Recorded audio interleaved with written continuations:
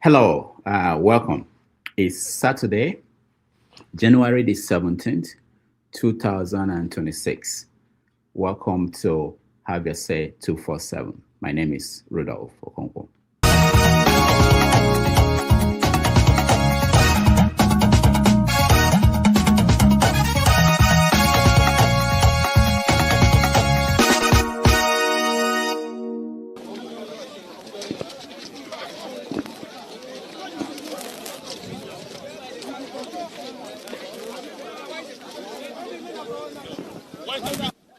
We are just managing because the team was supposed to give us, they didn't give us. Yes, sir. We went to Berekete family for so many time. They were carried us to pension office. They said we should wait. Buhari will sign it. After Buhari, Tinubu will sign it. Up to now, we didn't get anything. To thank the governor of Anambra State, Professor Chukwuma Soludo.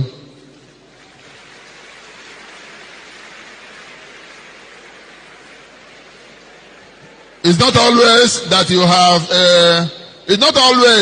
you have a professor who is a governor. I don't know whether we have another. But because of the way you say things, I must tell you, it would have been really, really difficult to do this work without the governor.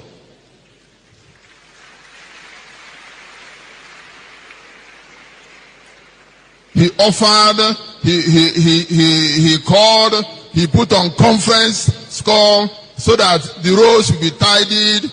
I don't want to say some other thing because I don't think people like to say things like that. But my Lord Bishops, I want you to pray for him, to be praying for him. He's let me not say more. Thank you, Your Excellency. Anyway, we said the rest evening. I want to also, the former governor of Anambra State is here, Peter Obi.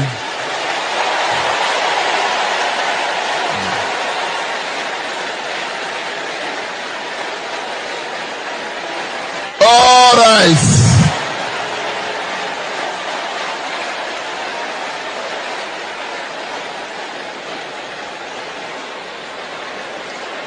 Praise be to Jesus. Let me tell you something.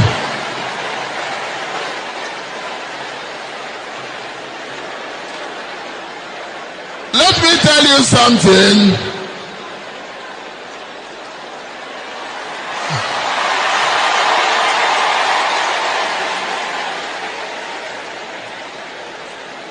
Praise be to Jesus.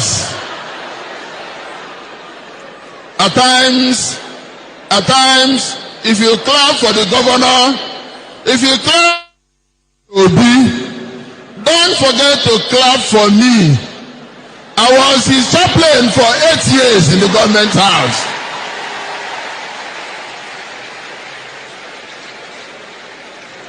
What has made him succeed was my prayers for him, my holy masses at the government house.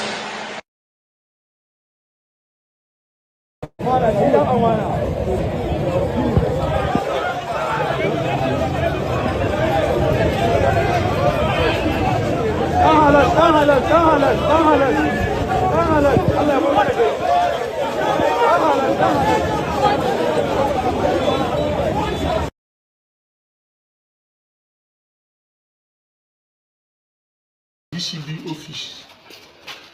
Now where DCB they do their DCB. This one admin office. This one at DPO's office. DPO's office. Wow. You see your battery. Can video this now? You can see your battery.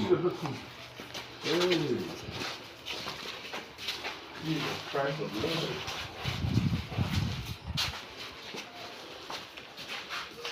wow, this is horrible. You didn't know me. I can go check this out then. Eh? Can go check. Please, this is not where we should be proud of that. Our station is looking this bad. You know, we've talked about the hospital. The hospital is being done now.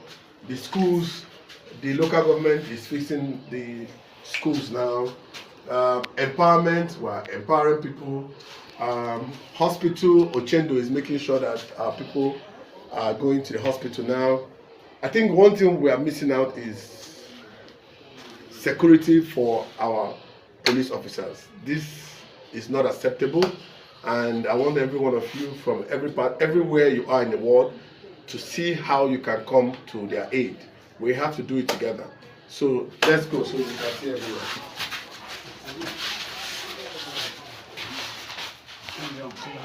This is very, very, very shameful. This is very embarrassing that our station, Nude, as big as we are, and all the rich men, you know, this is our police station.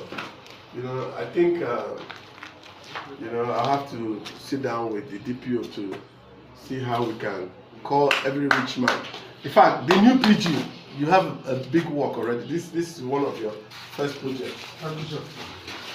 Hey. Wow. This looks like Boko Haram abandoned place. DPO, is this the thing that you said, Commissioner? So this is for what now? The toilet where the general public they use, that is those where the DCB, they this one they use. Wow. Sure.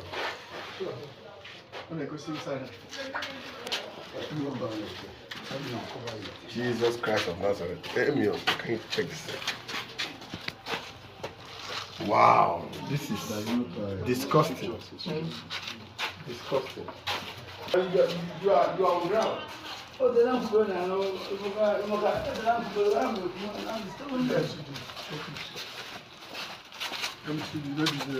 These are traffic officers.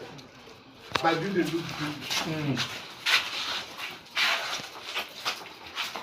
wow. No, you see, the thing about life is that if you don't create awareness of things, people don't know. This is where we're supposed to be receiving complaints. This is charge room. Charge room. This is what the office. It's raining now. You don't. Are you serious? Nobody can stay here. You can't stay. No, see where they now they receive complaint. Wow. This is your patrol. Searching, yes. I need a husband, a man. So I'm going to be telling you about me, some details about myself. So if you feel that I'm somebody that you might want to roll with, hit me up. Number one, I don't want kids. No, I do not want to get pregnant, so I'm not going to have kids for you. In addition, you're not going to be paying my bride price. Bride price is cancelled. I'm not going to be doing a traditional marriage. You're not going to be paying nothing for me. We're just going to come into a legal contract, a marriage contract, going to the court to sign, have witnesses, you know, come stand in for us, and then we're going to be married. No extra rights. You're not going to pay anything. If we choose to do a ceremony, celebrate with our friends and families, good. We're going to do that together as a team, okay? So we are not going to have to pay or buy anything for me or give my family anything for me. I don't cook, I don't clean. Okay, so I'm not going to be your cook, I'm not going to be your cleaner. You're going to cook your food, I'll cook my food. If I'm generous enough, when I'm cooking mine, I can put you into the picture. When you're cooking yours and you were kind enough to ask me if I want some, good, you can ask me. If I feel like, I can have. If I don't, you do your thing, I do my thing. I'm not submissive, I'm not going to submit to you. You're not my head, you're not my leader, we are equals. We are going to be partners in this marriage, okay? I don't need you to be my provider or my protector. I can provide for myself and I can protect myself. But if out of the magnanimity of your heart, you decide to gift me, maybe in cash or gift, flowers and all of that, it's most appreciated and welcome. But it's not your responsibility to provide for me. And I am not going to submit to you. Number 4, we are mainly going to be economic partners and companions. So the aim of this marriage is to have companionship. We're going to travel together, do beautiful things together, make money together. We're going to buy properties together, buy lands together, build houses together, just be happy, go on vacation and just do life together. Also, you're going to have to support my dream. You're going to have to be able to support my goals in life, see the vision that I am running with and key into it. I'm also going to try to support yours as much as possible. Whatever vision that you're running with, I'll do my best to make sure I contribute positively and support in the way that I can to help you get there. You're going to also do the same thing for me. Nobody is going to be expected to give up their dreams, their passions and their aspirations for any other person, okay? You're also going to be willing to relocate to Japan. I live and work in Japan and I intend to build my life in Japan. So if you're interested in moving to Japan to live with me or to start a life in Japan, then yes, because I'm not going to leave.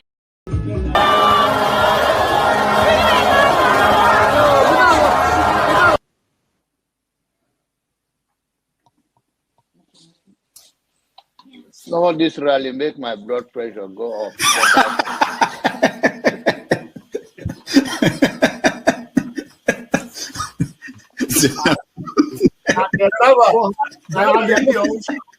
And the people who are asking a platform for him, who are supporting him. So you should get a filter sometimes. Filter your thoughts before you say. I'll continue to take blood pressure medication. Why are you getting high blood pressure, Jonava? Now, I'm not taking medication for myself. I'm taking it for people like some of you guys that after the January, February something, and then people like Soludo, that is a good spoiler. I thank God for his life. He's working for my.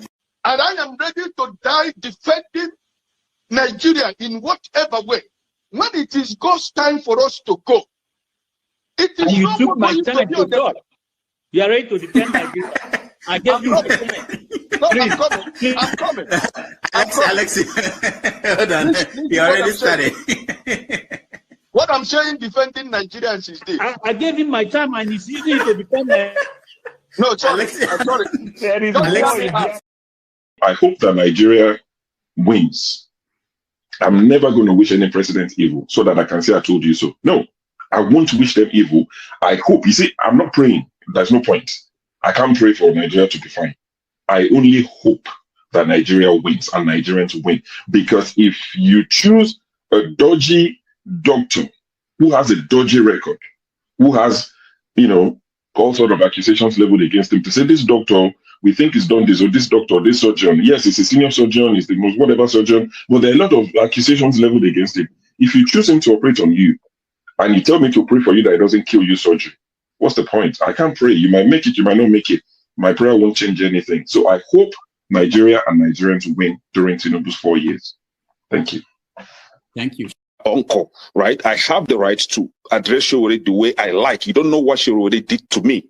So learn to control your emotion, right? That is the only thing I'm going to tell you. But if you don't want to control your emotion and you insult me here, I'm going to insult you 100%. Okay. You understand? You cannot insult me on a normal ground. Fiscally, you can't insult me, right? I will treat you like a child. If you insult me physically, I will handle you like a child. I don't care your age. Do you understand? You are powerful over the camera, so you can say whatever you want to say, but you can't yet say it to me physically. You understand? I will handle you like a kid. Can we arrange the meeting ground? Can we arrange the meeting ground? So learn to control your emotion. You understand? Learn to control your emotion. Please don't take him out. I also have a right to respond because he mentioned my name. There's no need to take him out. All you have to do is to meet them or something. And you're taking too long to admonish them. Comment. What did you say? Comment. I know, but he mentioned my name, so I'm asking to respond to him. When he gets your time, then you make a... No. He mentioned my name. If you want to make it rowdy, I will take you out. Take me out, you son of a bitch. Take me out. You think you're a big boy because you're moderating. Take him out, please. Hello, come on. Don't use such word now. Don't forget, that state is now oil producing state. So they now have derivation, if you are not aware. So if you want to speak for anybody, please do not defend a character like Yabelo. Please do not. Okay, let me respond to him. 1 second. Do not defend a character like Yabelo. Do not. All right, thank you, Mohammed. The people of that state. Can I respond to him? No. Then go to hell. Rudolph, go to hell. All right.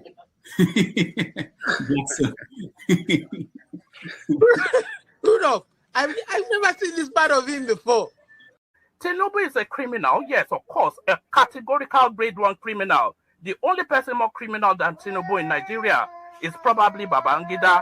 But he's a criminal, and is he fit for purpose? Absolutely not. Should Tinubu be the president of Nigeria? Categorical no. Is there a better option than him? That is subjective. So show me who he is. Please, I want Soli to tell us who are the fools on this panel. I consider you a fool. Yeah. On this panel, yeah. Who are the fools? I will explain the foolish statement that you made. When you were talking about Sowore. I made a foolish statement.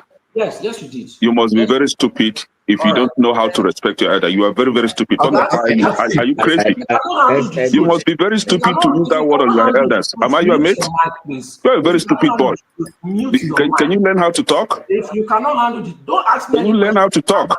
Mute your mic. See, don't be fooled with the comment section hype. So excuse me. Okay, hold on, guys. I expected you to ask him to withdraw that word. Nobody is a fool on this panel. Okay, hold on. Stupid. Can you call your? Okay, hold on, everybody. I know we are ranting. Can you call your father a fool? No, hold on. If my father behaves like you, yes, I would. No, please, everybody, calm down.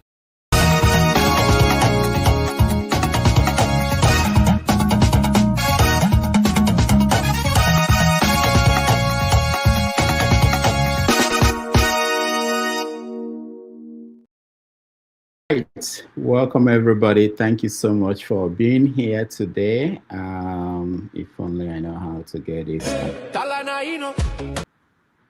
All right. Welcome for being here today. I appreciate all of you. And it's another Saturday, January 17th, 2026. And we are here to discuss issues in the news across the world, and Nigeria in particular. We are going to touch on the issue in America, where we are facing a situation where the president, Donald Trump, may invoke the Insurrection Act to stop the protests in Minnesota over his immigration policy. We had an incident last week of shooting by ICE agents. Outside of America, in Iran, the protest there has been put under control by the government. There was a threat that they were going to start executing some of the protesters. And according to our president, who is now in charge of the world, they agreed not to execute the protesters. So there is calm in Iran. Over 2,000 people have been killed. In Uganda, Yoweri Museveni, the man who has been president for over 40 years, won another election, his 7th term in office. He defeated Bobby Wine, according to government results. And Bobby Wine is calling on Ugandans to protest.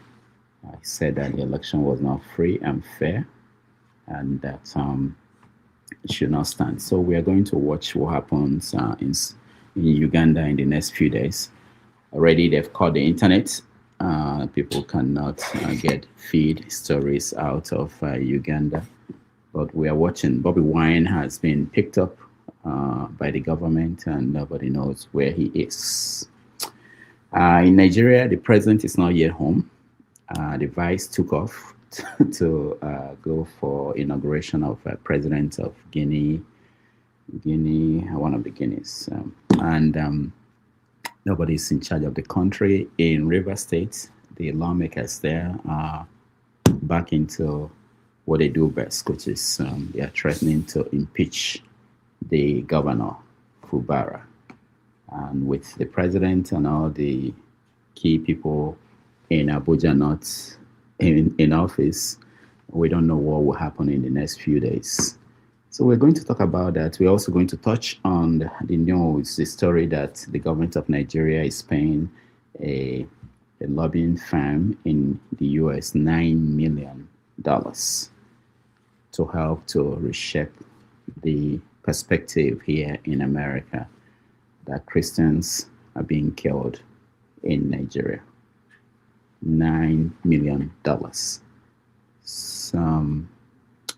Which is a lot of money that could be used to do so many things in Nigeria. And finally, in Abia State, former Governor Ojuzo Kalu has been in trouble since he came out to say that they will stop Oti from winning re-election. He joined other friends of his and former governors to launch an attack on Governor Oti. And people in Abia State are saying that this is the final straw. We are not going to even let him come back, go back to the Senate as a senator. So we talk on that. I think today Nigeria is playing today. I'm not sure. Nigeria is playing for the third place in the African Cup of Nations. And tomorrow will be the final between Senegal and Morocco. So that and all the other stories we will be hearing from you guys. Thank you again for joining us. We appreciate all of you. Let's start.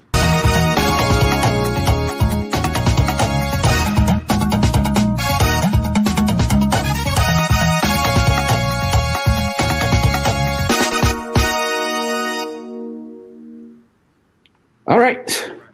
Welcome to the show, Mr. James. Welcome. All right. Tony, welcome to the show. Recolonization, welcome to the show.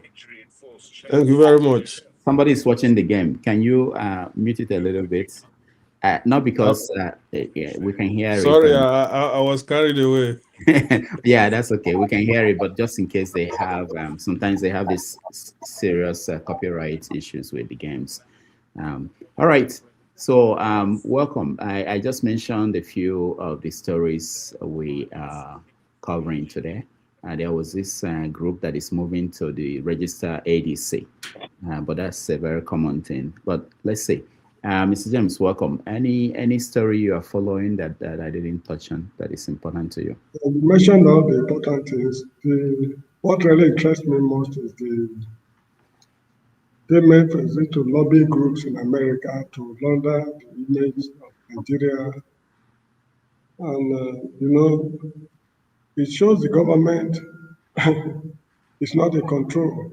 And I'm very worried because during the pro-democracy days, they were telling the military to leave, they must return to the barracks, talking all sorts of grammar, disturbing the whole country. So this is what they had in mind. This is the leader of the pro-democracy movement, unable to put things together. During the military era, there was no time the country was on the brink of collapse. See what the pro-democracy people have done now. And tomorrow they come and tell me that democracy is better than military rule. The reverse is the case. Military rule, to me, is preferable. I prefer military rule to what we are going through right now. Because during the military era, the country was never on the brink of collapse. There was employment all over the country. Development projects were going on. The refineries, the universities, a lot of things were happening concurrently. But now, see our sorry state. And who can convince me that democracy is the answer to our problems? So personally, I prefer military rule. But the sad aspect is that the soldiers we have today are different from the soldiers of yesteryears. So that's all I have to say for now. Thank you. All right. Thank you, Mr. James. I forgot to mention that President Trump won, quote unquote, a Nobel Peace Prize this week. He borrowed one. In fact, some people were saying that he got a second-hand Nobel Prize. So that's another major story in the news. Just for those who did not know, this is Venezuelan Nobel Prize winner that gave her prize to Donald Trump, and Trump happily accepted it and is going to put it on the wall of his house. All right, Tony, welcome to the show. Thank you. Greetings, Doctor. Greetings, Pa James. Greetings, Recolonization, and those who are watching. Yes, I think you touched mostly on the happenings. I just wanted to add that you said it in passing. Our president is missing. We don't know where he is. He was supposed to be part of a guest at the Remembrance Day celebration. Usually we have our president there, solemn occasion. to acknowledge the contribution of the military to keeping Nigeria one, and to sympathize with those who died, for the nation. The president was missing, which is very, very sad as the commander-in-chief. Second thing, I think right now abroad we have a demonstration, a protest in Denmark over Trump's threat to acquire Greenland. And then just as the government of Nigeria was laundering its image, which is unfortunate, with $9 million. We had a Nigerian from Benue, Frank Uto, addressing the U.S. Congress, letting them know, the atrocities that have been committed, particularly with respect to the killing in Nigeria. Those are the three things that I can remember. Thank you. All right, thank you. Yeah, you mentioned Greenland. I remember that Trump, the European Union, they just deployed soldiers to Greenland to help protect it from NATO country called America. And Trump is actually threatening to impose 10% tariff on countries that deployed troops to Greenland. Sometimes you look at the world today, you wonder, is this for real? But that's what we have. Recolonization, welcome. Yeah, greetings one more time to everybody. Dr. Damages, hello. Yeah, how are you? You say, we are just chilling. Unfortunately, we were knocked out of the Nations Cup. How are we doing now? They are just we are just passing by. Let me just say, when you are passing by, there's no much interest there. I don't care anymore. Last game they played very, very disappointedly. They disappointed us in that game. I don't know whether it's the coach, and that's what I just want to talk about. I cannot wait till the day Nigerian will develop to use our own coaches, so that when we die, we just die by ourselves. Not you don't know whether they paid the guy money to play the kind of game he played in the semi-final. You understand what I mean? If he was a Nigerian coach now, we don't accept him saying because we don't take bribes. Our people don't. Is that what you're saying? Because no, what I mean, if we die by ourselves, we no go fit complain. Yeah. But if somebody kill us, we go begin complain because we don't know what happened. You understand? So I don't know the day Nigeria will be self-sufficient, that our ex-players will come up and, you know what I mean, and coach us instead of bringing somebody from nowhere. We don't know him. But it's also what the system of Nigeria likes. They prefer to use people like that. Yeah. Just to break our hearts with the die-hard fans. Let me stop here until the show starts properly. Thank you. All right, thank you. Chris, welcome to the show. Yeah, good evening. Yeah, how are Dr. you? Rudolph. Yeah, how are you? Yeah, I'm good, sir. I'm good, sir. Okay. So I just came in because of the what is it called? The lobby firm that Nigerians are using to try to stop something that is useless. The way black man reason actually is fundamentally wrong. Half of that money they use could actually bring those people, the IDP people, back to their home, and then that would be end of the solution. That would be end of the problem. But they are spending more money. By the time they finish spending billions, they will not solve the problem, and then instead the problem will keep on escalating, and that will lead even to more international interventions. Because this time it was only America, maybe other international engagements, other international interests start coming in. I don't know how Nigeria will survive, but this is how the black man reasons. If you see the problem. Yeah, Chris, one of the things, if you read the stories around that, they talked about IPOB. That IPOB has its own lobbying firm that they are paying every month to put out the image that the Americans and the rest of the world are embracing, that this is an effort to counter that. What do you say to that? Do you know about it?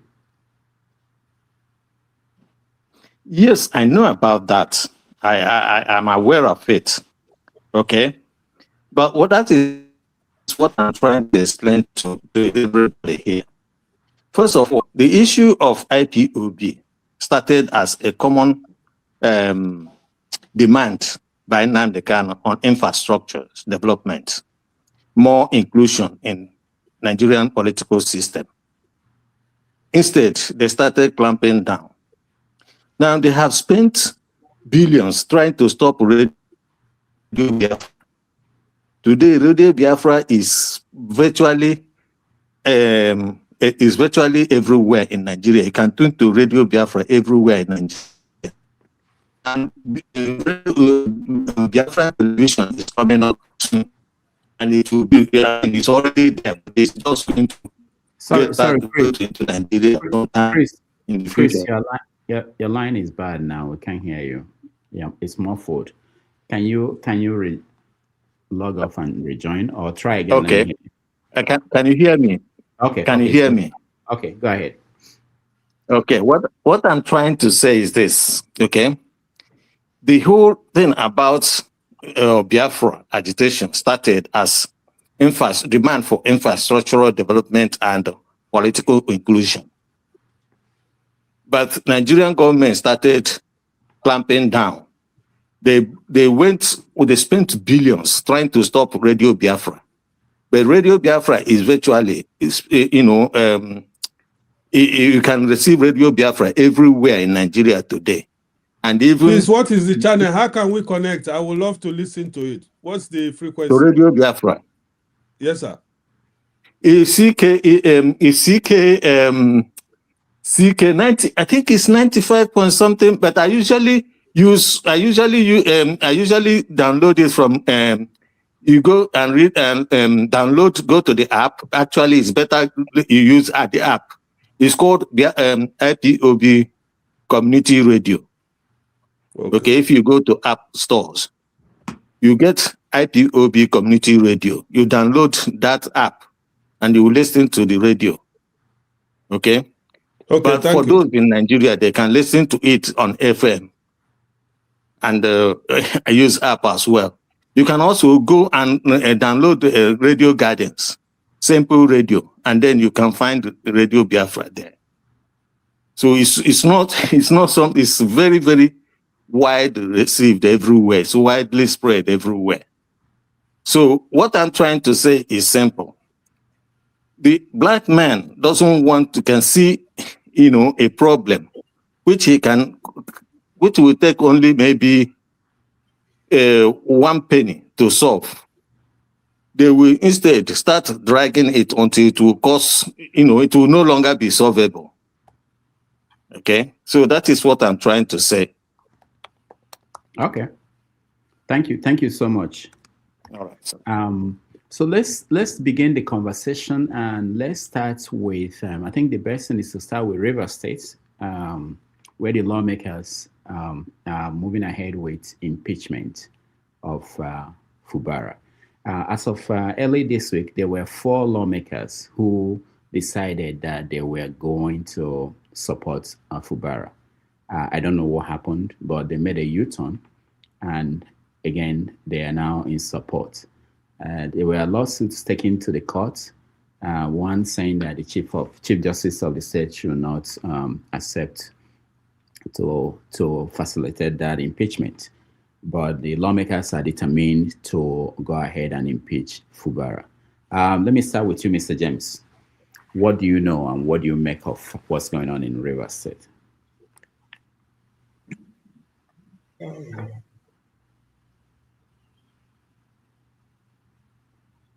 Mr. James.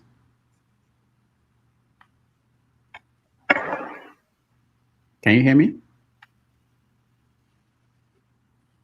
Are you talking to me? Yeah. Hello? Yeah, I'm talking to you. Can you hear me? All right, Mr. James cannot hear me. Mr. James, can you hear me? We'll come back to you, Mr. James. Let's go to Tony. Tony, can you hear me? Yes, yes. I can hear you. I can hear you. Go Yes. ahead. River State situation is a shame. It's a big shame. For me, it just tells us that anything that is done through the window or back door, has negative consequences. What is happening in River State is a clear consequence of the denial of the people's vote and will. So it's more like a payback.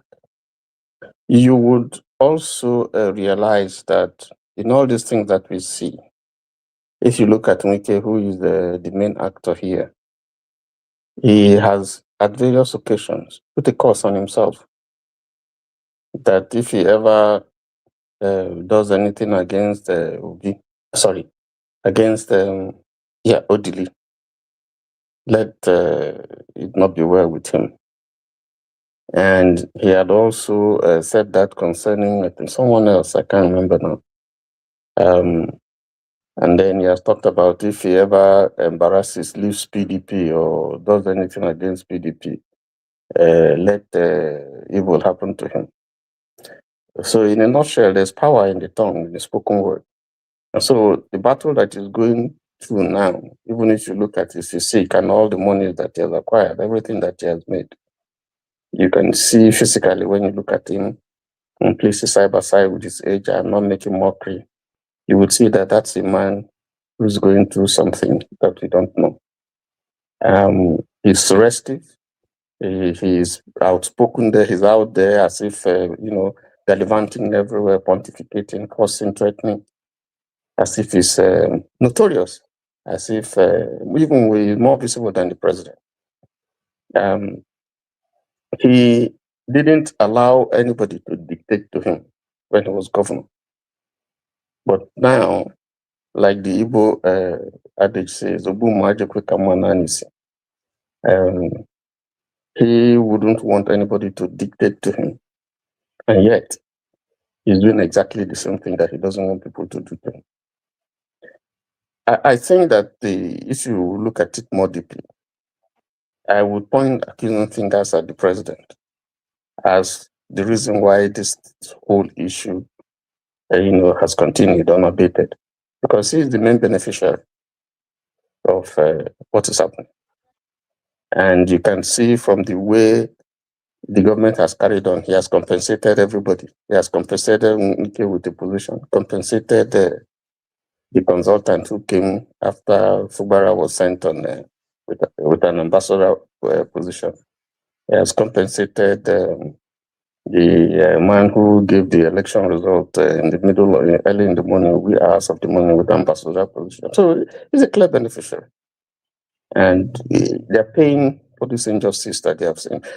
The case that we hear, for instance, the whole reason why you have this turbulence in Rivers State politics is because somebody who is the governor has decided that he must be allowed to do his job as a governor without being an appendage to anybody, and which is resisting it.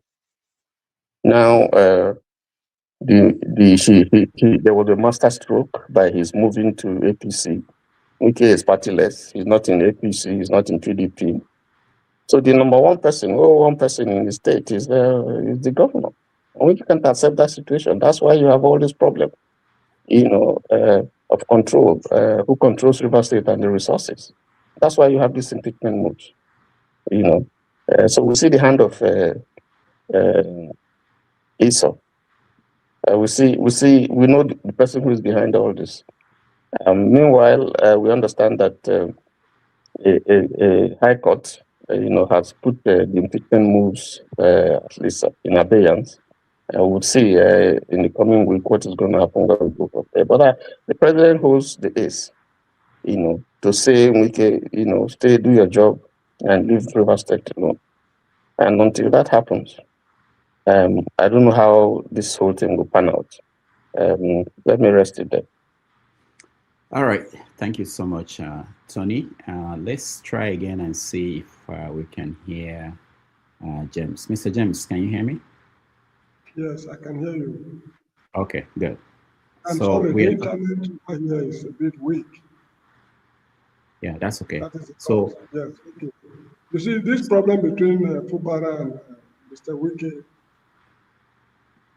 is very funny because up till now, they've not been able to tell the nation the root cause of their misunderstanding.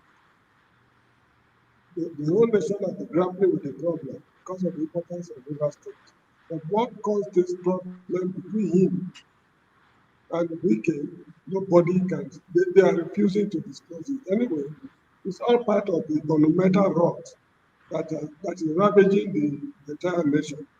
Nigeria as a country for now is in tatters. All segments of the society, have been what's called bastardized. Even the so-called professors, Tinubu has settled them. They can now retire at the age of 70 with increase in pay. So they'll be silenced, despite the fact that they are not even producing any research finding. I cannot remember when a Nigerian university produced anything reasonable for, look, man, the country is finished. And they should be thinking of post-Nigerian republics. The country is irredeemable, considering where we are coming from and where we are now. We don't even know where we are going. So this reverse problem is just a tip of the iceberg of problems rocking the entire nation. The military, the state house, the hospitals, the justice system, transportation, the market, the whole of Nigeria is in tatters. You cannot point out any sector of the country that is doing reasonably well. Just because the government is not in control. And the ruling class is another problem. We need a new political dispensation if the country should remain as one. But this very political dispensation to solve the problem of the country and take us to the promised land is an impossibility. We are expecting too much from them. So we need a new political dispensation. All the present actors should be swept into the dustbins of history and we start all over again. So this reverse problem it's even a very minor thing compared to what the Northerners are going through. Reverse problem is so minor. So this is how I see it. There isn't much to really talk about. The country is finished. All right, thank you so much. Part of the impeachment issues were that he destroyed the state assembly building, that he passed the budget without approval of the state assembly. So those are... I thought Bola Tinubu has settled all these matters with them. That's why they brought Exactly. There are people... They know what is going on between them behind the scene. The whole of them in Nigeria, the whole political class, federal, state, and local government should be swept into the dustbin of history. Let a new set of people take over. If they cannot do that, then they pack up the country. All right. Thank you, Mr. James. Before I come to you, recolonization, I'm glad to welcome Eagles Air. Eagles Air, welcome back. You're muted. Thank you so much, Rudolph. Yeah, I think... good evening for every panel. Yeah, nice welcome. Thank you. Nice to see you again. Today, you won't believe this. I was talking to Sho, who is our executive producer, and we were thinking about people we've not seen in a while. And I said, I don't have his number. We mentioned your name. He mentioned your name, Eagles Air. I said, I don't have his number to check and see how you're doing. Nice to see you again. Thank you so much. No, all right. Usually I used to be on the comment section. I'll be following from comment section. Okay. I just realized. Yeah, okay. Thank you. All right, thank you so much. Recolonization. Fubara is facing impeachment again. What do you make of that? Well, you should. I think you should know my opinion about those type of ignoramus, according to Zebudaya. They are all ignoramus, you know. Mr. James has spoken what I want to say, you know. To be honest with you, we live in a country where nothing. I mean, bro, I've told you many times. I spend money, I spend time studying Nigerians. You cannot believe it. It's like that is my own Johnson. I don't know whether you understand that word, Johnson. Sometimes when I see Nigerians, I want to study them to know what is wrong with that country. Kevin, what is wrong? Why are we like this? Even when you look at the people who no go school, those of us who no go school, we come from the street, we can understand saying now maybe you don't know much or something. But you see these people, Wike is a lawyer, presumably, he goes school. For Baratu, I don't know in qualification, but if you check her now, he go bring her certificate saying to na one kind graduate. And these are the people where they run Nigeria. And every day you go they wonder what is wrong with this type of people. Somebody be governor, you where don't come out, still they claim saying that you get the country. And Nigerians go come, you go see where go they clap for both sides. You will see Nigerians dancing for Fubara, the other people dancing for Wike. I can't sit down one corner, they look, whoa. So who is right? Small time now, this our senior man where we don't know where I put her since last year. He go come now, he go take one drastic reaction. If he come now, say, okay, 2 of them now, okay, maybe now come.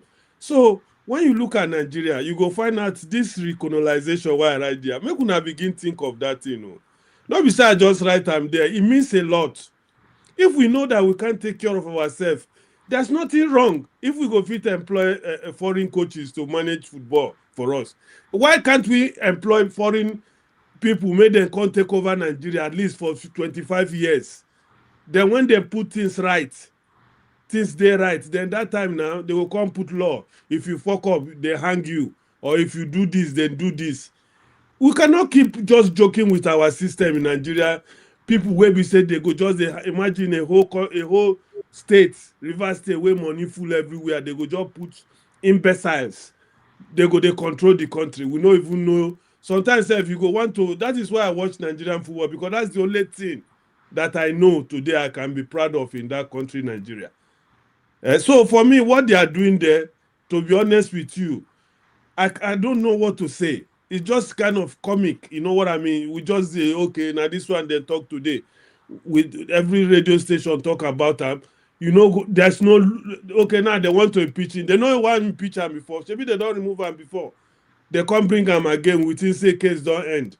Now they start again.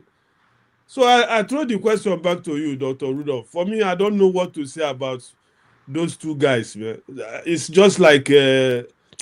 I can make I no bite my tongue. I don't know what to say, to be honest. Mr. James said it all. That country is finished.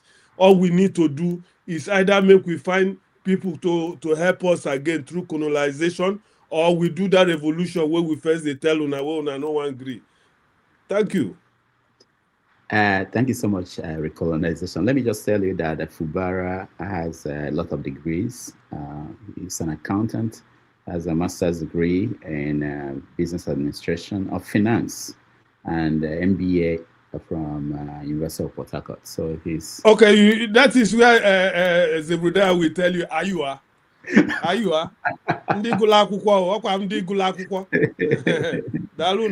All right, thank you. Let's welcome to the show. Eagles, hold on. I think Chris came before you. Let me hear from Chris. Chris, welcome. So we're talking about Fubara. I don't know if you know him or you're in touch with him, and he's been impeached. What is your take, Chris? Are you talking to me? Yeah, Chris, I'm talking to you. Oh, okay. Oh, yeah. Sorry. Well, it's this is always the what happens when two criminals, two thieves. When you conspire to go and steal something that doesn't belong to you, it's always the sharing of the formula, the sharing of this thing that always bring the problem. But on issue, actually, there are interests like Hope Uzodinma. I know that Hope Uzodinma interest is in River State now, and there are a lot of other interests in River State. So we'll see how it plays out. But if I were Fubara, I will use every state resource I can have to make sure that I am not impeached. That's what I will do. But more importantly is this problem that I have with these so-called Igbo politicians. They know that in Igbo land you don't have a feudalism. They know that you don't have, there's always a king, and there's what we call Eze. But we always say Eze, which means people first before the Eze. And then they will fight this with their political godfather to establish themselves.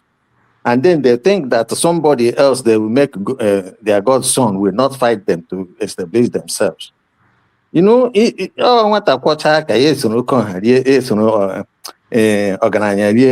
that's what they say in Igbo land. So I don't understand why Mike even himself said that there's no God, no need for godfatherism. So, but the problem I have with Fubara is this: it's so quiet, it's so. It has been, you have the state resources. You have the state resources. Use it. If according to the Jagaban, whatever money can buy, more money will buy it. Was it Jagaban that said it? Well, I don't know, but that is his philosophy. That is his philosophy. I don't know who said it, but that's what he believes in. What money can buy, more money will buy it. So, and with the support of people like Hope Uzodinma, who is a criminal himself, unrepentant criminal. So I think he will succeed, but you never know. But Wike will now realize that it's the wrong thing to betray your people. That's how I hang it. All right. Thank you. Thank you so much. Let's welcome back to the show, Eagles Air. Eagles Air, welcome. Thank you. Good evening, everyone. The story of River State, since Fubara and the Nyesom Wike, is something of that shows that the kind of fair nation we have. Go ahead. It's something that shows that we have a fair nation, and it shows that a kind of failure that APC have brought to Nigeria. I'm not surprised what is going on in River State. The reason why I'm not surprised what is going on in River State is that if you go to Sokoto, most of the local government that place are controlled by Fulani bandits. So if bandits can control some local government, then what do you expect in River State that will happen? Secondly, there's a statement that Nyesom Wike made some time ago. He said that if Fubara goes for a second term as a governor, that his political career in River State has finished. That statement is dropped. So that means if you allow Fubara to continue, that means Fubara will finish him. That's why he's trying to use the State House of Assembly to make sure that he impeach Fubara. Because the script the State House of Assembly is playing right now is the script that Wike wrote to them. They are playing. And they want to make sure that Fubara do not succeed it. Now, if you watch it, Fubara have joined APC. And since I have joined APC, now he has a more power and more value as a governor of River State, because President Tinubu needs River State today, tomorrow. So because of President Tinubu needs River State today, tomorrow, then President Tinubu is sitting on the fence. He don't want to lose Wike. He don't want to lose Fubara. He just sit on the fence and be watching them to know what will be outcome of it. So the best thing to do, if I'm Fubara, best thing to do is that we fight the battle once and for all. Either I made it to the next term or I lose everything politically. Because I don't see reason why Fubara will just allow Wike to have 17 days of a campaign for Tinubu. Personally, if I'm the governor of River State, and I know Wike is doing against the law of electoral process. What I will do, I would make sure that I strike all the whole police that place, and they use tear gas, scatter everybody. I'm in charge of River State. I'm the governor of River State. What I decide will happen. I make sure that I put confusion everywhere. Let confusion start, because we are in the year of election. This is a year of campaign. So by June, campaign will start, or primary election will start. I know being a governor, a sitting governor of River State, there is no how APC will deny him tickets. It's not possible. They will give him ticket, automatic ticket. So what I will need to do, I will use the whole arsenal I have in River State. I scatter every movement of Wike is doing. In fact, I will do to him what they did to Okadibo. I will just pick one of my orderly to tell him, see Wike, shoot tear gas direct to him. I'm telling you the truth. See, let me tell you, there's something. Yeah. It goes, remember that Wike is coming from the federal government and the police, the DSS, even the DSS who are behind Fubara. They're all federal agents. So you are not. He has no control of the security architecture to even see what happened. See, this is the battle of the fittest. As long as Fubara have DSS also with him, I hope you know that. Yeah, but DSS from Abuja, not from. There is, see, that DSS is just a personal security to Wike. It's not control of Nigeria security. It's a personal security for him. So see what happened. When there is why a DSS of Wike do not slap the young military man when the young military man stopped him? Yeah, that's hierarchy now. You know that the military. That's hierarchy. So it is in security of River State. Let me tell you, whatever thing Wike did to whatever thing Fubara did to Wike, let me tell you the truth. No court of law will judge it, because he's a sitting governor, and not to have immunity with him. Immunity covers him. Because if it is Wike, let me tell you, if it is Wike, he will. What did the Wike do to what they call it, former governor of River State, Odele, Peter Odele? What did the Wike do to what they call it, former president of Nigeria, Goodluck Jonathan? If he wrote me Amechi, he did not give them breathing space. So Fubara did not see any reason of giving breathing space, because this is the thing that is happening. It's a tussle of power. Who will gain the power? Who will get the power? River State citizens are not part of this joke. They are not part of this play. So if Fubara loses it now, he has lost it forever. Wike has said it, that if Fubara go for second term as a governor, that he has lost his position as a River State politician. So Fubara need to fight the battle once and for all.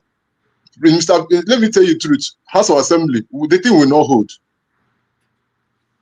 Take it from me. You see that impeachment, it will not hold. All right, we'll be watching. And see what the court is doing now, federal court now. They have put it on hold. Nothing will happen. So fight the battle back. If you lose, you lose. If you gain, you gain. That's all. Nigeria have failed. Nothing is working in Nigeria. Nothing is working. No court of law is working. No rule of law is working in Nigeria. So it's better he did it once and for all, that play. Everything ends. Thank you. All right. Thank you so much, Igos.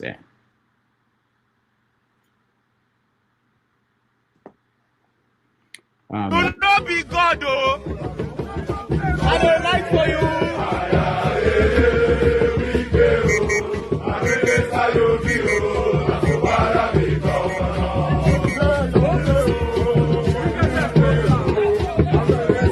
Weekend and lager. Weekend, oh, na minister you be, oh, na Fubara be governor.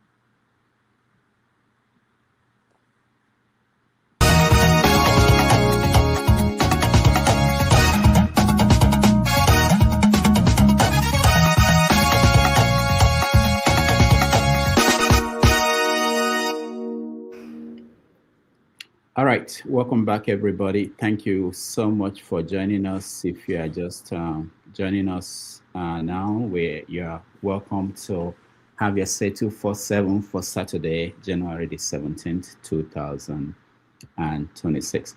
We're now going to go over to the next story, which is Nigeria spending $9 million.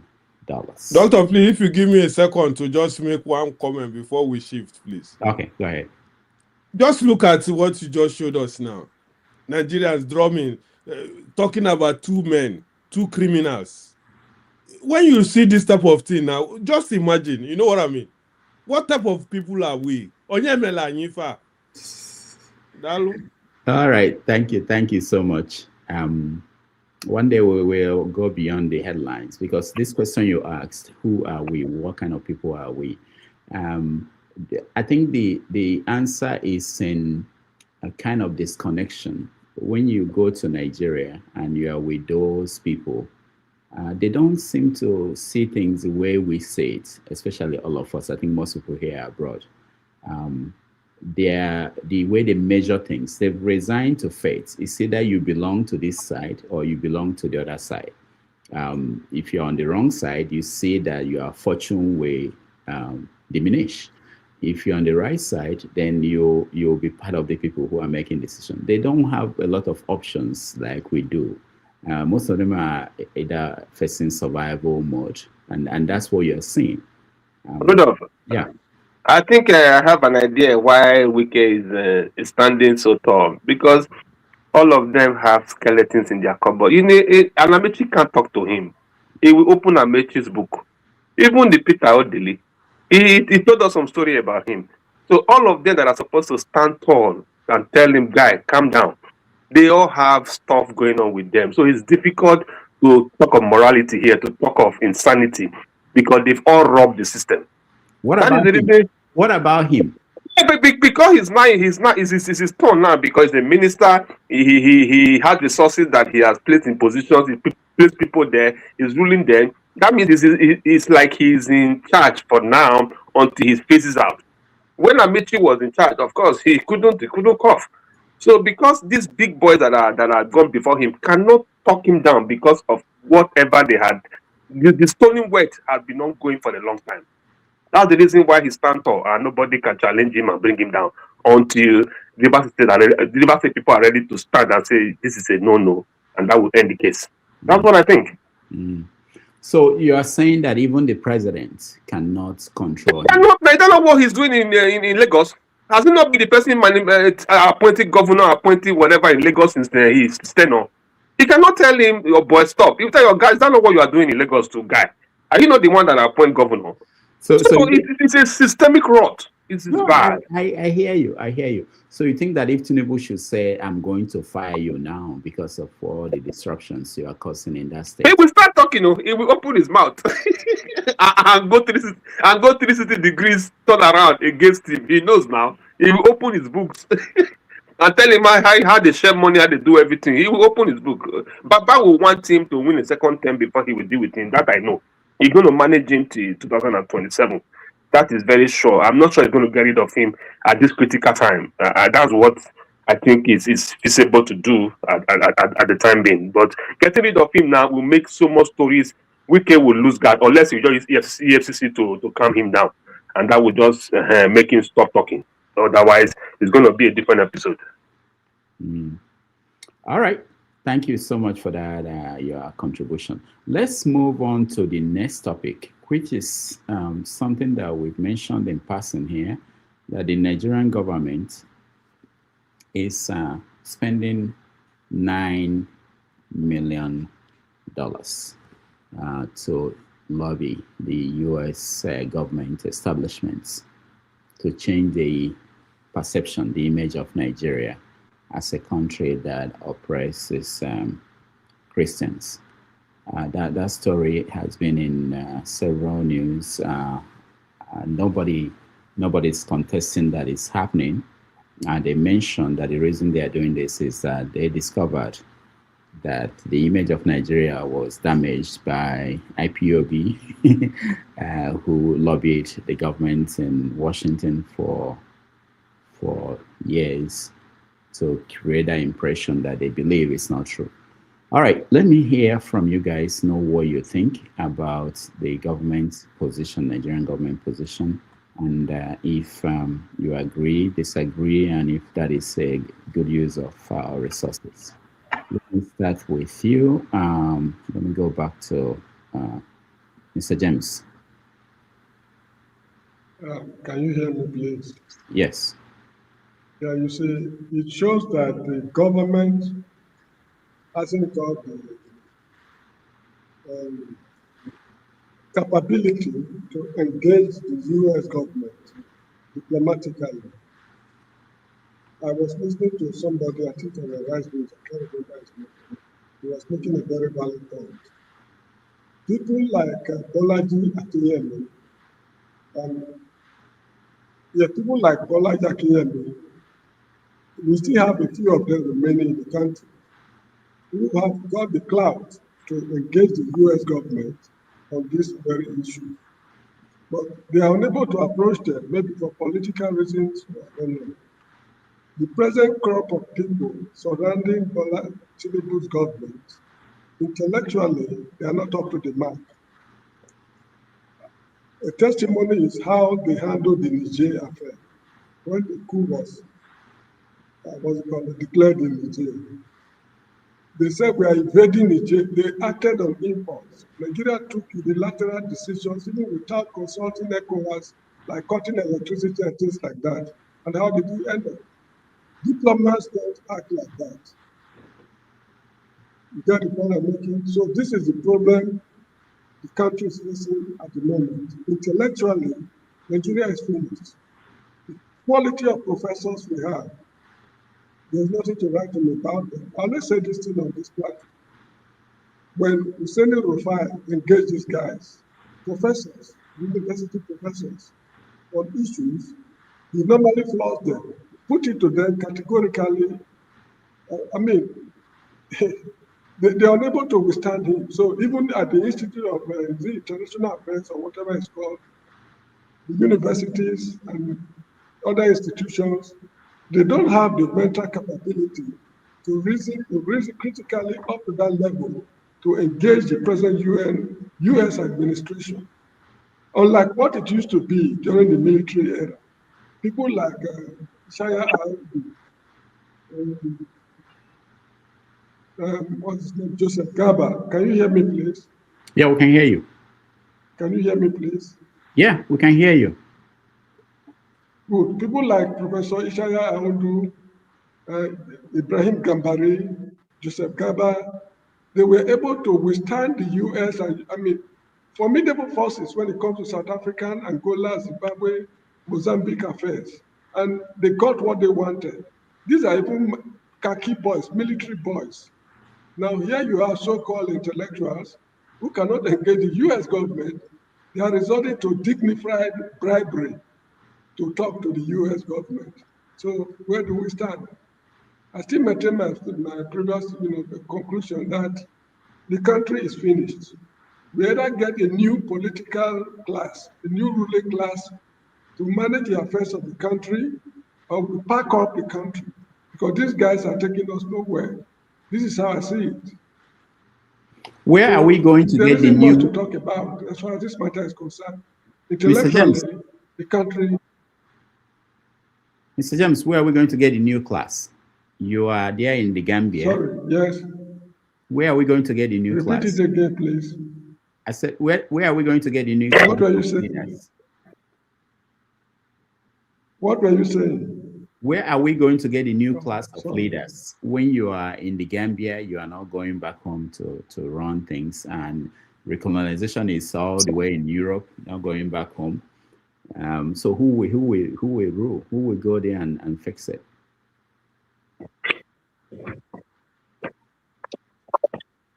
I'm sorry, the internet here is very bad. All right. You were saying where we will get political.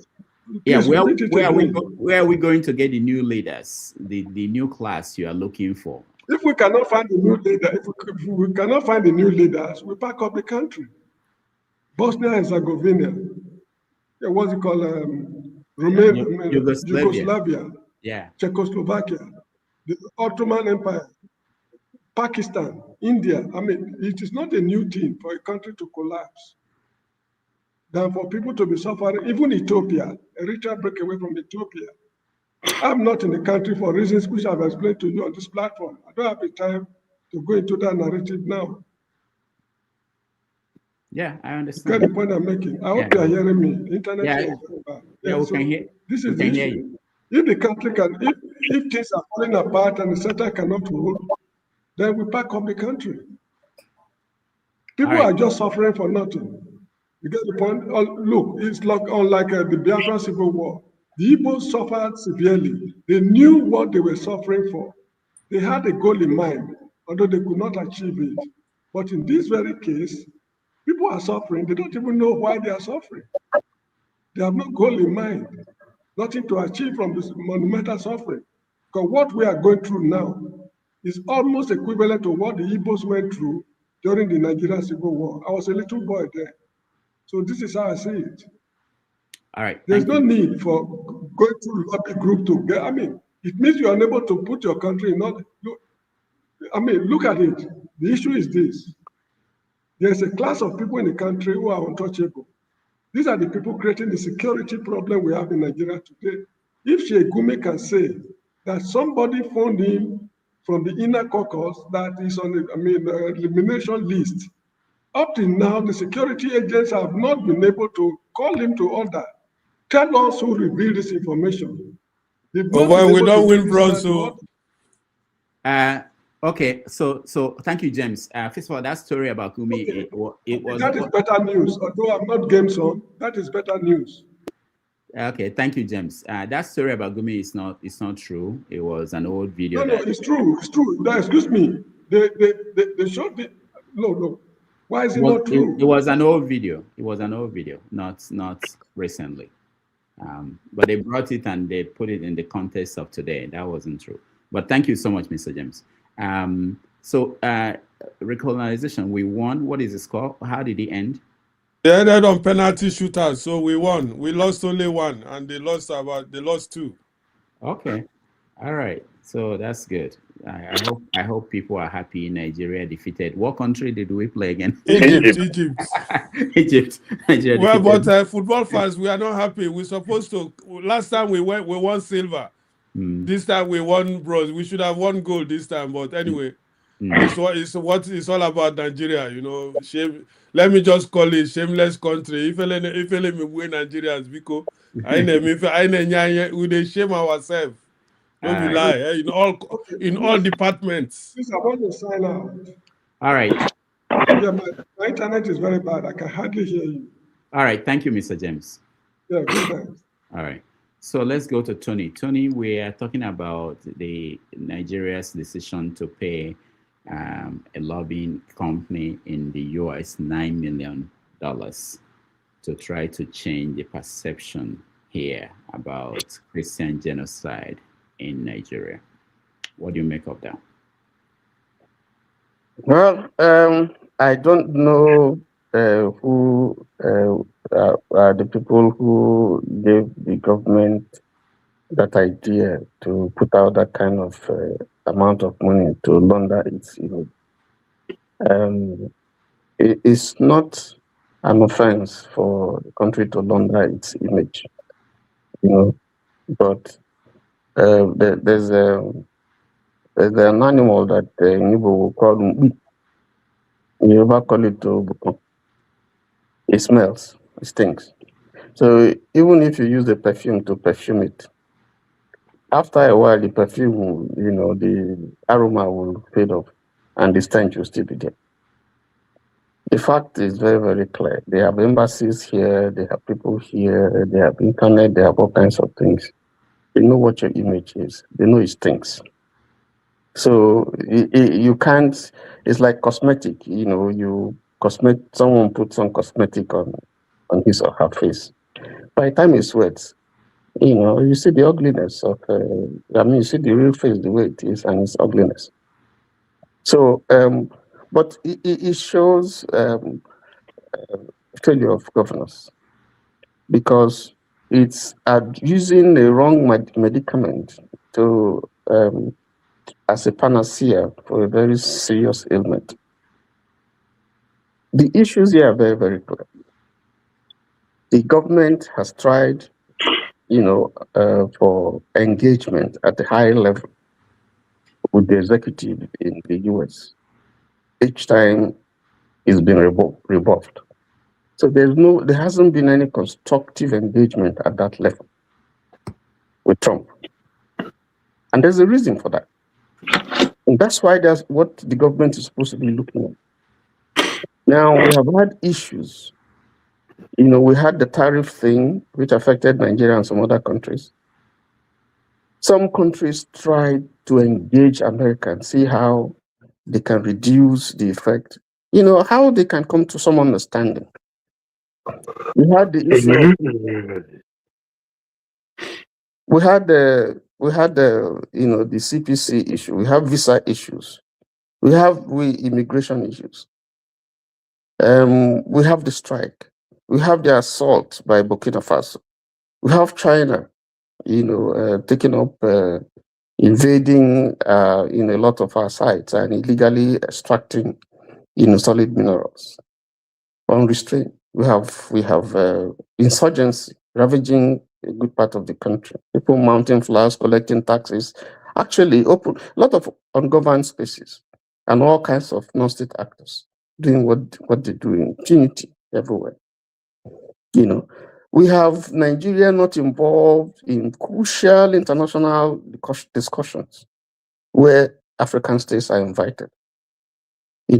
Over the years, for over 2 years now, no ambassadorial, representation in our embassies. We just have a total lack of engagement. The government is where is the president now?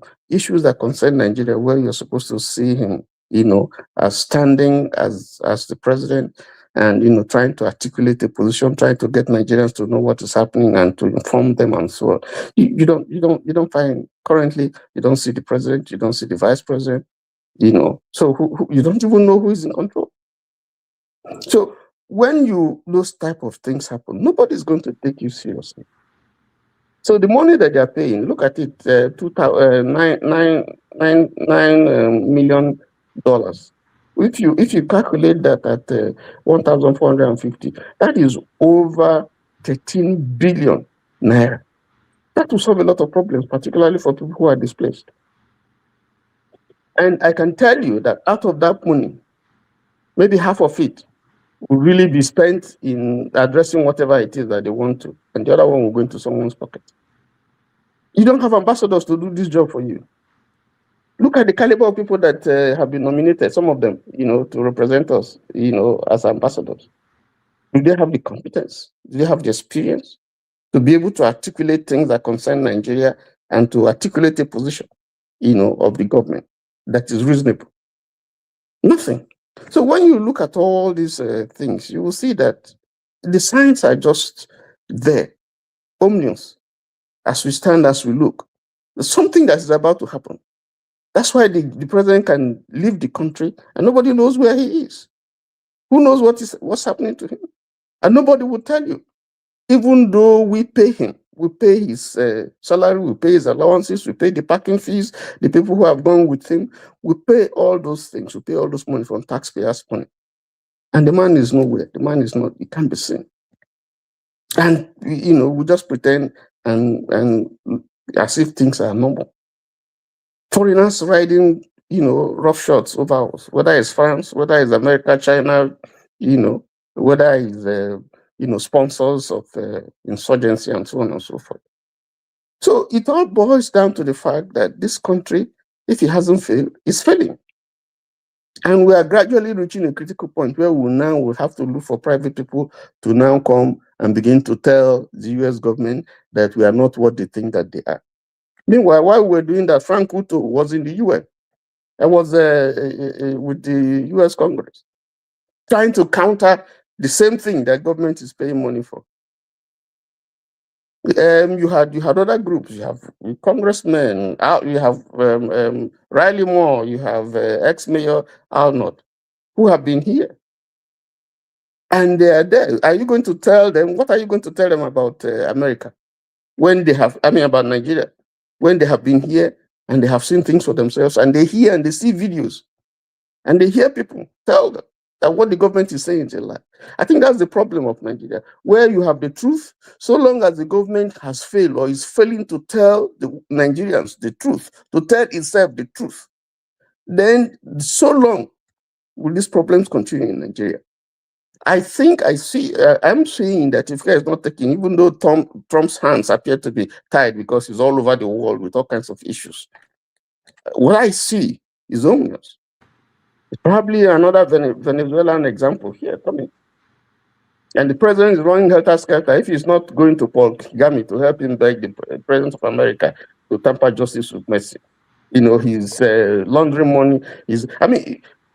About two months ago, you had the same issue in the Bronx. People who are not Nigerians lobbying, carrying placards that there's no killing, there's no Christian killing, there's no genocide in Nigeria and so on. And when they interviewed them, these are people, foreigners, they have not been to Nigeria, they don't know what is happening in Nigeria, they don't even know the issues. And when some of them were interviewed, they were saying, well, they just gave us money, to come here and, say it and carry these placards. And someone came to say, don't talk to them, don't talk to them. So that's a government that is visionless, purposeless. And you can see that the ship of state is just drifting, without rudderless. And it's unfortunate. I think this is not the direction to go. I think the government must sit down and tell itself the truth. Because the problems that are confronting this nation, they are so serious that if we continue to lie about our situation and our circumstances, it's not going to take long before there's going to really be a blowout. Let me stop there. Thank you. All right, Tony, thank you so much. Let's go back to recolonization. You brought this up, and I wanted to know, while we were talking about why you think the solution is to recolonize Nigeria or Africa. What country do you want to? Iran away. I wanted to know what country who would like to come and recolonize us, whether it's Russia or China, or are we going back to the United Kingdom? But anyway, let me welcome to the show Egus. I know you're here, but okay, let me hear from you. Then we bring in Maz Opara. Maz, Egus, we're talking about this money that Nigerian government is paying to lobby. When it came up in Nigeria, I was surprised. Most people in Nigeria didn't know that that's a very common thing in the West, especially in America, lobbying the government, paying money to lobby the government to do certain things. People were shocked, and they said this is bribe, this is corruption, the American style. What do you make of that story as it is? Rudolph Okonkwo, thank you so much. Before I continue to say what I want to say, I believe you are a lecturer in the US. Yes. You lecture people, you teach people.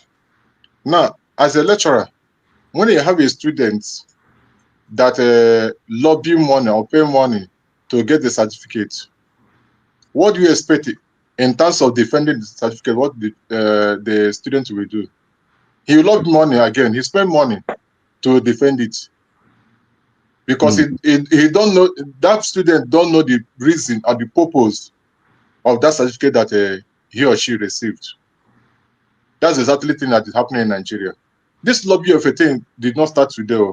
Remember, the time of civil war, 1967 to 1967, I think, correct, to 1970, when the war, Nigerian government was doing lobby that so and so report that Biafrans are bringing to United Nations is not true. That lobby of a thing did not start today.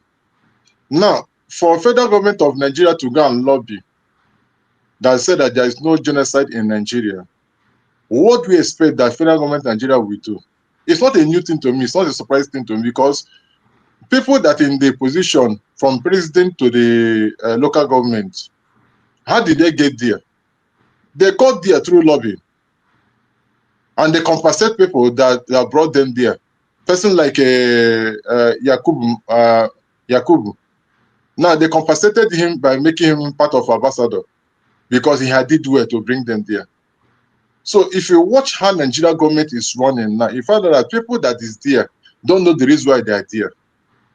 And the government of APC is a government of propaganda. They live in propaganda. They don't believe it's true. Even this Christian genocide of 18, this genocide of 18 did not start today. It has started very long time. People have been talking about it. The federal government of Nigeria was pressing it, was oppressing it, silencing people for them not to talk. But it take a tweet of Donald Trump for everything to spike up. Now, that tweet now, they everything spike up. They are trying to make sure that Donald Trump will not get too far where he planned to get. You know how Trump used to do.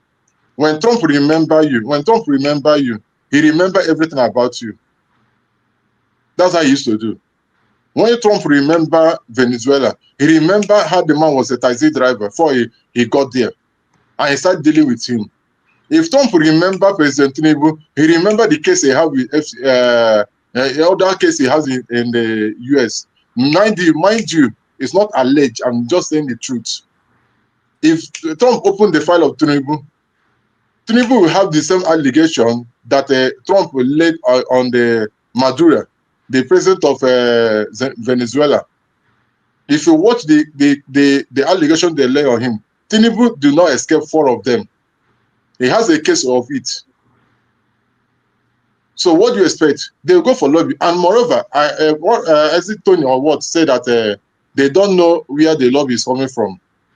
Based on the news, from Arise News and all rest of them, the lobby is coming from the office of NSA, National Advisor. NSA. That's where the lobby is coming from. Roberto Nihu. That's where the lobby is coming from. They are the people that are doing the lobby on behalf of federal government of Nigeria. That what they are saying is not true. But they don't know that people have carried the video. CNN have carried the video. BBC have carried the video. The evidence is there. Thank God for this very pastor. Thank God for this very pastor. What do they call it? Pastor Dokomo or something nature from Jos. This is the only strong man that stand openly and begin to shout concerning genocide. They try to suppress him, trying to silence him. The man refused, say that if he die, let him die. That's how everything come up. So this lobby of a thing show that the federal government of Nigeria and people that is ruling Nigeria are just what is in football they used to call it first 11, second 11. These people are 4-11. They are 4-11. They are not supposed to be there at all. Because they cannot tell me you are a government and they are saying something against you. What will you do? You bring the best brain. You bring the best brain that you have in a country to go and defend yourself, not to lobby. You know what is called $9 million? It's about 13 billion. That 13 billion, IMSU, not IMSU, academic staff of university, ASU. What the problem did they have for the government? Just not something like 9 billion. They can use it to solve the old problem. That problem have been solved and go their way. They can use that 13 billion to solve insecurity that is going on in Nigeria, all over Nigeria. It's no longer only in North. West is witnessing it now. Southeast, everywhere. So you find out that when you have wrong people in the government, everything will go wrongly. There's a saying they used to say, when you get something by the side of the mouth, when you get something from the side of the pot, it goes by the side of the mouth. So Nigeria get the wrong people by the side of the pot, and everything is going by the side of the mouth. There's no truth about it. Okay, let me finalize with this now. If that lobby is not true, you find that this man will come out and tweet and oppose it. What's his name? Special advisor on media to the president. He would have come and say something. Reene Nicole Good, the noisemaker in social media, don't have any other work. They're compensated with ambassador. Would have come out and begin to call P2B name. It's P2B that did the lobby. And mind it, this lobby is not something, it's the renewable. They used to renew it 6 months. The first 6 months have gone. They're about to go for second 6 months. That's the same leak. Probably somebody remitting the money did not remit the money. The thing leak. So you have to understand the kind of government we are having, the kind of thing that we are having in Nigeria. In fact, let's say the truth. In terms of Nigeria, there's no government in Nigeria. There's no government in Nigeria. Nothing is working in Nigeria. The only thing that is working in Nigeria is lobbying and bribing. The only thing that is working in Nigeria now is that I'm going to be Jagaban of so and so states. I'm going to take control of so and so state. I'm going to do this and do nothing against working in Nigeria. Okay, look, I saw a video in social media in the Zamfara state. All these bandits carry gun and supervising people who are mining gold. They're supervising people who are mining gold. Where is government? There is no government in Nigeria. There's no place this kind of thing can happen. There's no government in Nigeria. All right. So Nigeria is a fair state. Thank you so much. Before I come to you, Obi, let me get recolonization to finish. He was about to say something when he lost power. I think. Actually, I lost power. I couldn't hear what even Tony's comment. I couldn't hear it. All of a sudden, the volume disappeared. You know. All right. So I was trying to find out. You were saying that the best solution really is for Nigeria to be recolonized.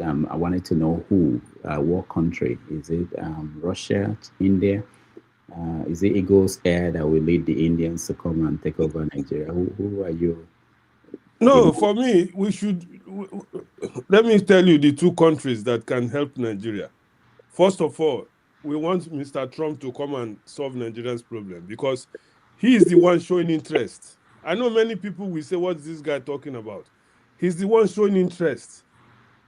The UK people, they have a lot of Nigeria living in UK to take care of those ones. But when somebody shows an interest in a situation, give them, we don't want Russia. How many Nigerians live in Russia? All those are countries where you cannot, what do they practice there? We just mention their name just to find, those who mention Russia is just to find that equilibrium between America, West, and, you know, they know that Russia is not there. What are they doing? Doctor and gentlemen and ladies, those listening, or let me tell you something. I love Nigeria passionately. You understand? But when you come to a crossroad and you find out, like Eagle Square was saying, our brother, waiting me we come out now from Gambia, you see that Nigeria, except we don't want to be honest with ourselves, Nigeria is not, it's not that it cannot work, but the guys that took the power of Nigeria, they have taken that power and they don't know what to do with it, and they're just messing up everything. I never know whether you don't go bazaar. Those days where would they go, where would they go church? With not be Roman. Have we stopped going? I have stopped going. Because you said when they go, I was thinking I didn't know I was going to church with you, but anyway, have we stopped? You stopped. I'm an Anglican. The time when they go to an Anglican, okay. When they go, there's one thing we call bazaar. Mm-hmm. They go put rice for tray. Can't tell children, make them go chop them. And they go, they're happy. Everybody, they wait for that time. But come and watch. You say now the days where they get video camera, you go see what those children go do with that. Some go take, the one way take meat, one go take an eye to put pepper for an eye. Why this is what Nigeria has turned into.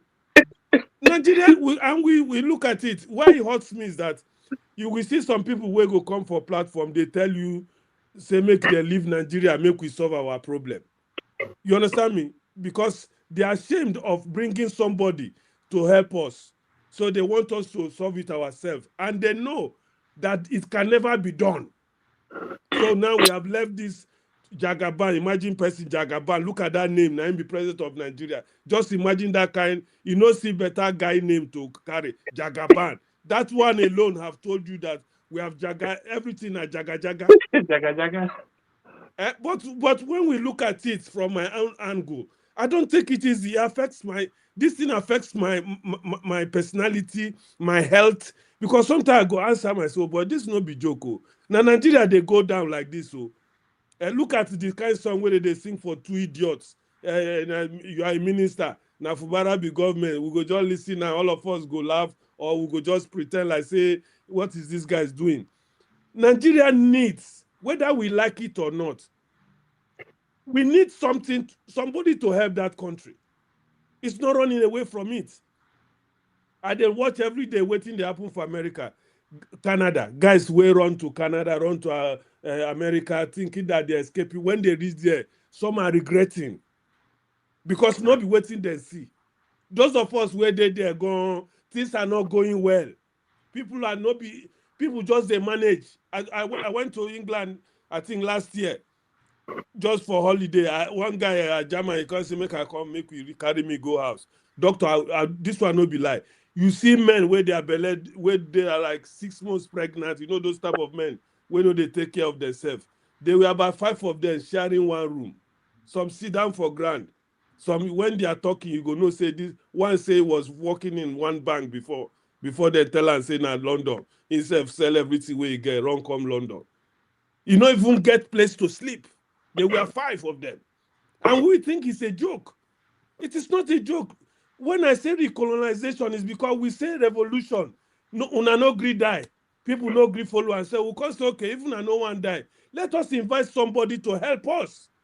We can't keep looking at all these guys. They mess up a great nation like that. When they say go for election, we go open our eyes, we go do election. Somebody go say, Emilokon, he go take them from us. Carry gun, put for everywhere. Nobody feel protest. All of us go keep quiet. Now, new one, don't they come again? Nigerians, you brought one brother here last Sunday telling us, make we go and vote. Let us go and register. I was just laughing my head off. Who are you deceiving again? You think you can tell me to go and vote if I'm in Nigeria? The one we voted and put P2B there, what happened? Right. Why will it change this time around? Make I verse too much. Make I leave. One brother don't show face where I know like Jide. When he come now, he go begin to give us statistics up and down, this and that. No only they give no solution. Recolonization. Hold on. No, don't go yet. Don't go. See him face like this. I don't want to talk again. Don't go yet. There's a book, Recolonization. There's a book I will recommend for you. It's called Africa Betrayed by George Ayite. He's a Ghanaian. He passed away recently, but he was a professor here in America. He wrote this book, Africa Betrayed. So in the book, he is trying to ask questions about who betrayed Africa and what was the solution. What he was saying made me remember one of his solutions. He was saying that one of the things that could be done to save Africa is that Nigeria could lease Lagos out to Microsoft. So Microsoft will take over Lagos and run Lagos for maybe 90 years or something like that. And we will probably learn from how they ran Lagos. And maybe, so in terms of, I think you should keep developing your idea about recolonizing Africa, but don't limit it to countries. Because if you say America, for instance, if you look at Venezuela now, that America is colonizing, if you look at what happened to the oil they sold, Trump sold the oil, took the money, put in a bank in Qatar, not even in America. It may not turn out the way you want if they... Well, you have enlightened me more. I like to read that book. How can we get it? Oh, it's online. It's online. Just Google Africa Betrayed. Africa Betrayed. Okay, now that man has gotten another idea. I was just thinking of, if we cannot help ourselves, we need help. If not Microsoft, if not Apple, if not Dr. Damages. No, Elon Musk. There are many countries that will buy Lagos, if not you Lagos, let them take the whole Nigeria. Thank you. All right. Thank you so much. Let's see. We have a lot of people joining us. We have to reduce the time we give to people. OBE, 4 minutes, so that we can get to other people who just joined.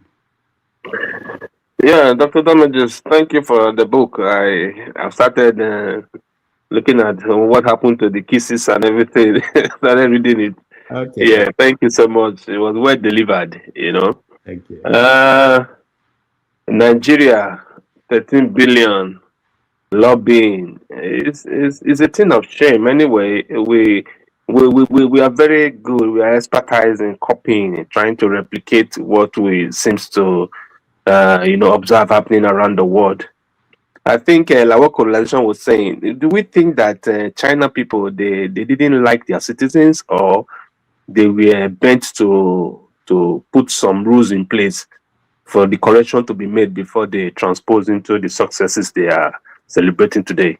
When they said corruption was by death, when you're found corrupt, it didn't mean that they hated their citizens or they wanted them to die, but they have exhausted the search for solution.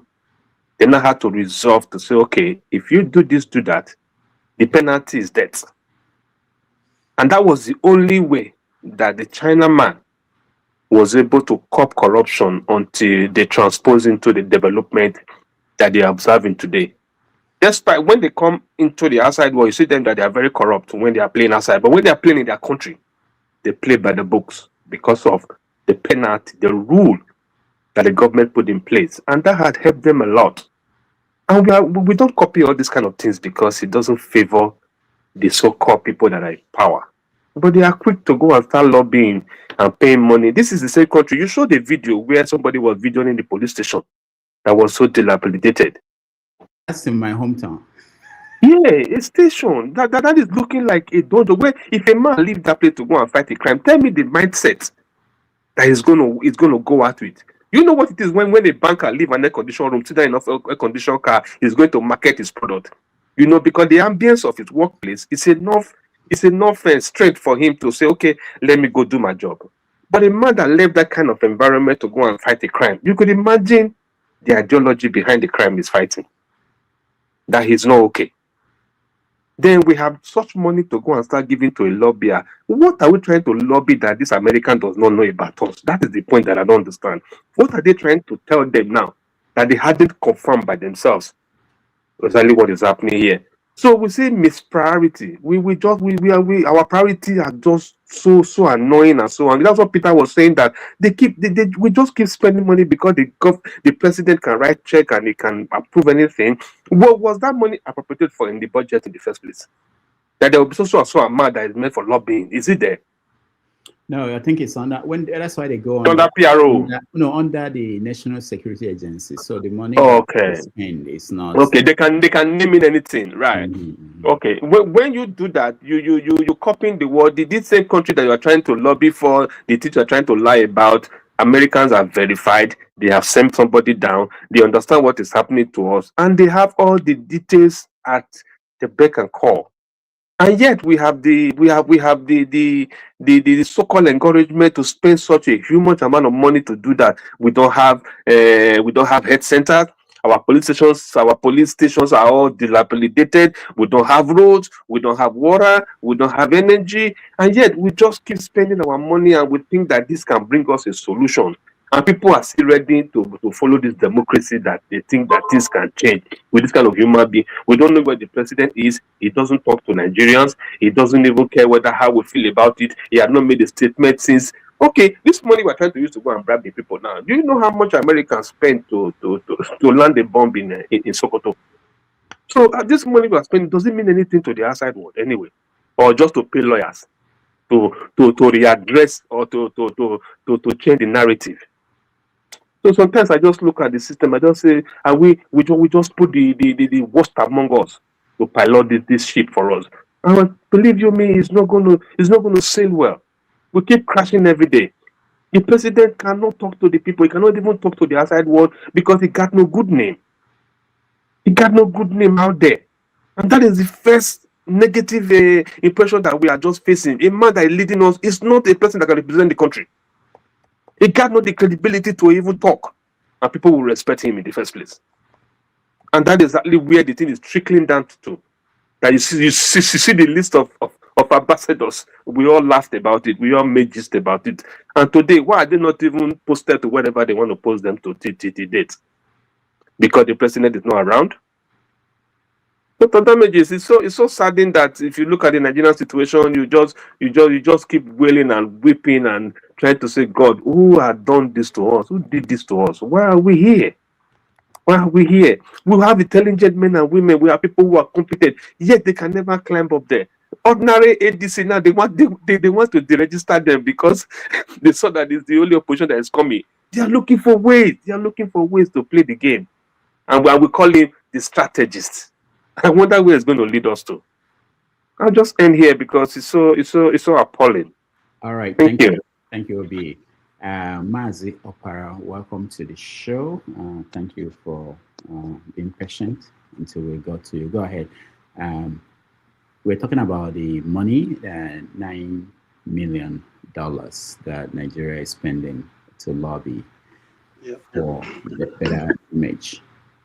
It's a very common thing. So people may not know this. It's very common in America. Different companies, corporations, groups, they lobby lawmakers to push their issues at the forefront. Nigeria is doing that. Go ahead. Yeah, Doctor. Good evening, Doctor, and good evening, my friends. Doctor, lobby does happen, but even here in Germany, they lobby foreign companies, they lobby politicians. But I don't think that they lobby to stop, to stop such horrible atrocities to be made public. Because what Nigeria government is doing here is just give that money to quench that genocidal reportage. That is scandalous. That is scandal. That is not lobby. Nigeria can lobby all that thing, but not lobbying to stop people from hearing what is happening in Nigeria, the atrocity that is happening in Nigeria. And you're talking about $9 million. Where is this money coming from?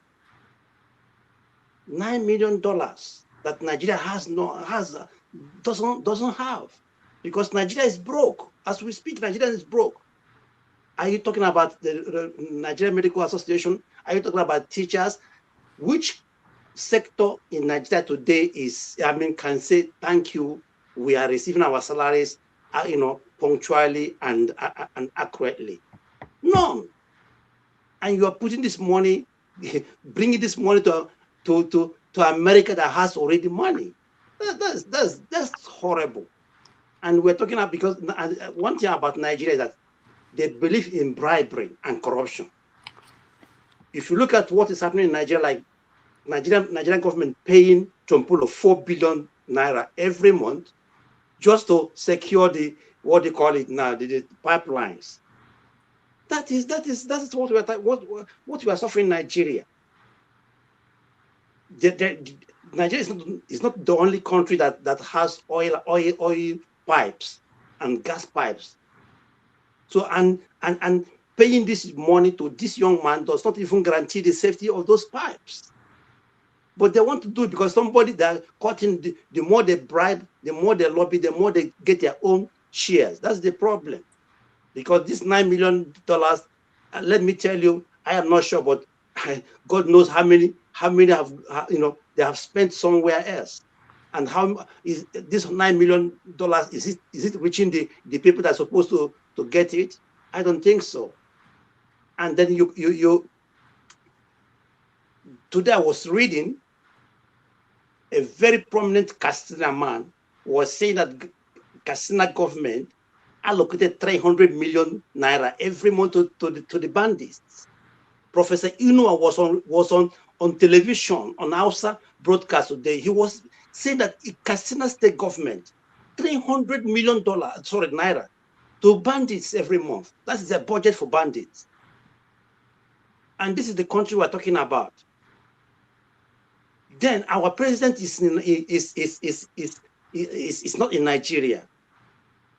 On 28th of December, he left Nigeria. As we speak, it is now 21 days. And according to the Nigerian law, if the president stays above 21 days, he must to, either, sign the to his vice president.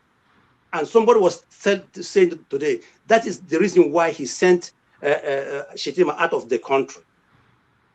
Because assuming that Shetima is still in Nigeria, it would have been constitutional that he must have, given the authority to to vice president. That is why he rushed that man out of the country. Nigerians, where is our president? Don't we have president? Can't we talk? Can't we demand for this man to, where are you? Just about 3 hours ago, I don't know what they call him, flashed him about 10 seconds where he was entering his car. Are we so cursed that we cannot even talk to our president? Our president cannot talk to us in 2025. In Nigeria, you call yourself the most educated people, the most intelligent black people on earth, the most intelligent black people, the most civilized black people on the earth. But look at the kind of president we have. The same thing happened to Buhari, did the same thing, and this man is doing the same thing. The most educated people in the whole world, the most educated black people. Look at how we are embarrassing ourselves, everywhere. We don't have a country. We don't have a leadership. We don't have country, and that's what I'm saying. We have to come down from our high horses, discuss our unity, discuss everything. Otherwise, nothing is going to happen. Because if Yorubas were a sovereign country, there's no way Tinubu would have been a president of Yoruba land, or Buhari would have been a president of Fulani land. It is absurd what is happening in Nigeria. Enough is enough. Thank you. All right. Thank you, Mazapara. We have to rush on this topic so that we'll get to another one before our time is up. We have to leave exactly when it's 3 hours. And let me also use the opportunity to tell people, if you're watching us at home, please like, subscribe, and share this broadcast. I'm getting reports that only few people have clicked on like. It's free, just click on like. That will help us. And if you can support us by donating, we will appreciate that. Thank you so much. Eccentricast, welcome to the show. Hello. Good afternoon or good morning. Yeah, how are you? Good. My daughter has a show today, so going to go watch her perform. Well, what kind of show? It's a theater. She's in the theater. Okay. Yeah. So. Okay. Good. Man. Okay. So. Here's the thing, right? Nigeria using $9 million to launder its image, right? Like you said, it's not a new thing. It's something that countries do, right? I don't see anything wrong with that, but I think the government should do more in investing on the people and infrastructure. And I think that would do the image laundering, right? If positive things happen in Nigeria, I think in the age of social media, most of those things will be online. People will see them. Also, 2025, what we did here was complain about Nigeria, right? Without proffering solutions, right? Actually, meaningful solutions. Someone said that Nigeria needs to be recolonized. That's not a meaningful solution. That's not how you solve a problem. You should proffer a solution that actually makes sense. Hold on, Eccentricast. If we spent the whole of last year complaining without solutions, and he came up with recolonization as solution, why are you saying it's not meaningful? You didn't have a solution. We can compare. Recolonization is not it's not a solution. He's being funny. He's joking. It's a joke. I don't even know if he's serious.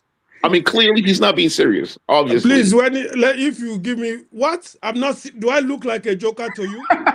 Yeah, you do look like a joker, bro. You look funny as hell. I don't try to take your time. Are you a comedian? Yeah, go ahead. You might call me a comedian. You can say whatever you like. I don't know you. I just want to know. No, excuse me, just a second, please, go ahead, brother. You asked me. You asked whether I'm joking. Yes. I brought a solution that we did that. As a brother, I want you. And after saying my solution is wrong, please bring your own. Okay, fine. Yes. All right. Well, my solution is not to recolonize Nigeria. That's not my solution.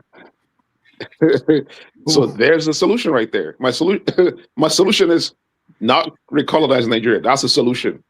All right. I think here's the thing, right?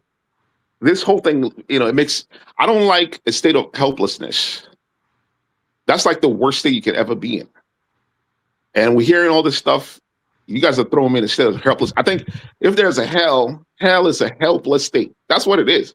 It's like living in Gaza, right? That's hell. In a place where you're so helpless, you can get killed by. That's hell right there. The way you guys describing Nigeria, it's like hell. Nigeria is like literal hell, right? Like, like you guys are creating. You're creating a scenario of hell for the listeners and for myself, right? And it's like I like solutions, man. I want to hear solutions. I want to hear solutions that I could be a part of, right? Like someone that said, vote on an election. That looks like a solution, even though it might not be a proper solution. That looks like a solution, right? Voting locally is a solution. Now, Nigeria has a presidential system, yes, but there are local elections. There are local governments that actually do things locally. Government allocate funds to states and to local governments. Those states, whatever they do with the money, it's up to them, right? The people in their local area can lobby for their local government to do projects in their local regions. Being a president, listen, it's not easy. I work in a company. I always mention this stuff. People are tired of it. For my second job, they probably have like 20 people there. It's hard to implement any type of idea. You have to work hard to sell it. You see what I'm saying? Now imagine running a country and you're trying to sell some ideas to people. There are disagreements. Like, listen, it's not easy to implement ideas. I'm not making excuses for the leaders, right? I'm pretty sure Tinubu doesn't run the country. I'm pretty sure he has people around him that he employs, to write policies for him, and he actually allocates funds to them and say, hey, okay, let's go ahead and do this project. And then maybe they may embezzle it. The ideas might be wrong. It's the system that we inherited. Perhaps the system is the problem here, but we haven't really talked about that. The system might be the problem here. And I've thought about, like, I remember what's his name? On politics. I gave him one idea and he's been running with that. I said, if Obi wants to win, he has to have there's a name for it, right? Mamdani did it. A lot of socialists in America do that, where you have people that actually canvass for you. You can have if you have 20,000 people, 10,000 people canvassing for you in every state, going in, knocking on doors, talking about what your policies are, right? What we need is I think we need to educate the people about politics. Also, we need to educate people about other forms of politics, other forms of economic systems. I went online and searched, is there any socialist organization in Nigeria? There's none. They were only showing me NGOs. Those are not socialist organizations. Nigeria needs socialist organizations that actually teach the people about socialism, about the system that actually works for the people, right? There's a system like that. There are people-centric systems. For instance, Mamdani talks about subsidizing bus fares. What the hell? Nigeria can have that. Nigeria can have a policy where it subsidizes things to actually benefit the people, right? That's how you can make direct impact. People like Peter Obi has nothing like that in his agenda, right? So we need to educate the people that such a thing is actually possible, right? That's what we need to do. Also, we can play roles in our local area. Like I said, local governments can actually make more impact than the federal government. We as individuals, we can actually make impacts in our local elections by actually connecting with our local leaders. That's what we need to. That's what we need to do. We have roles to play. Let's not come here and complain. If you're not doing anything, don't complain. Tell us what you're doing to make the country better. That's it. Thank you. Thank you so much, Eccentricus.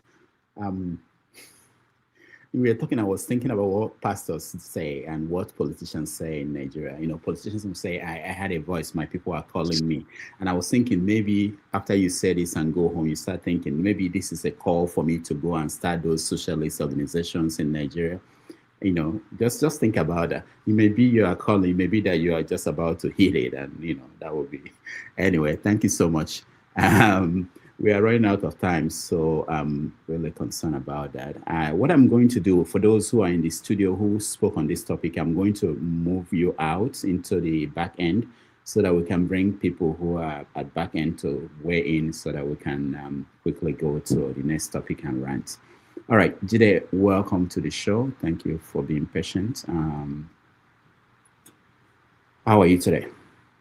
Yeah, I'm good, Dr. Damages. Good to see you. Good to see everyone on the panel. Greetings to everyone on that is listening, and the viewers. Yeah, I mean, I don't even know the topics. There are many topics, so many things to say. No. Right now we are talking about lobbying and the money Nigeria is spending, which a lot of people found outrageous, especially people in Nigeria. People are saying that they did not know that people accept bribe openly in America. So we can start from there. Yes, thank you so much for Damages. You see, our political class and most likely for our economic class, they failed us. They are traitors. They should be filled with contempt. They don't have any dignity. And as a result of that, they damage the image of our country.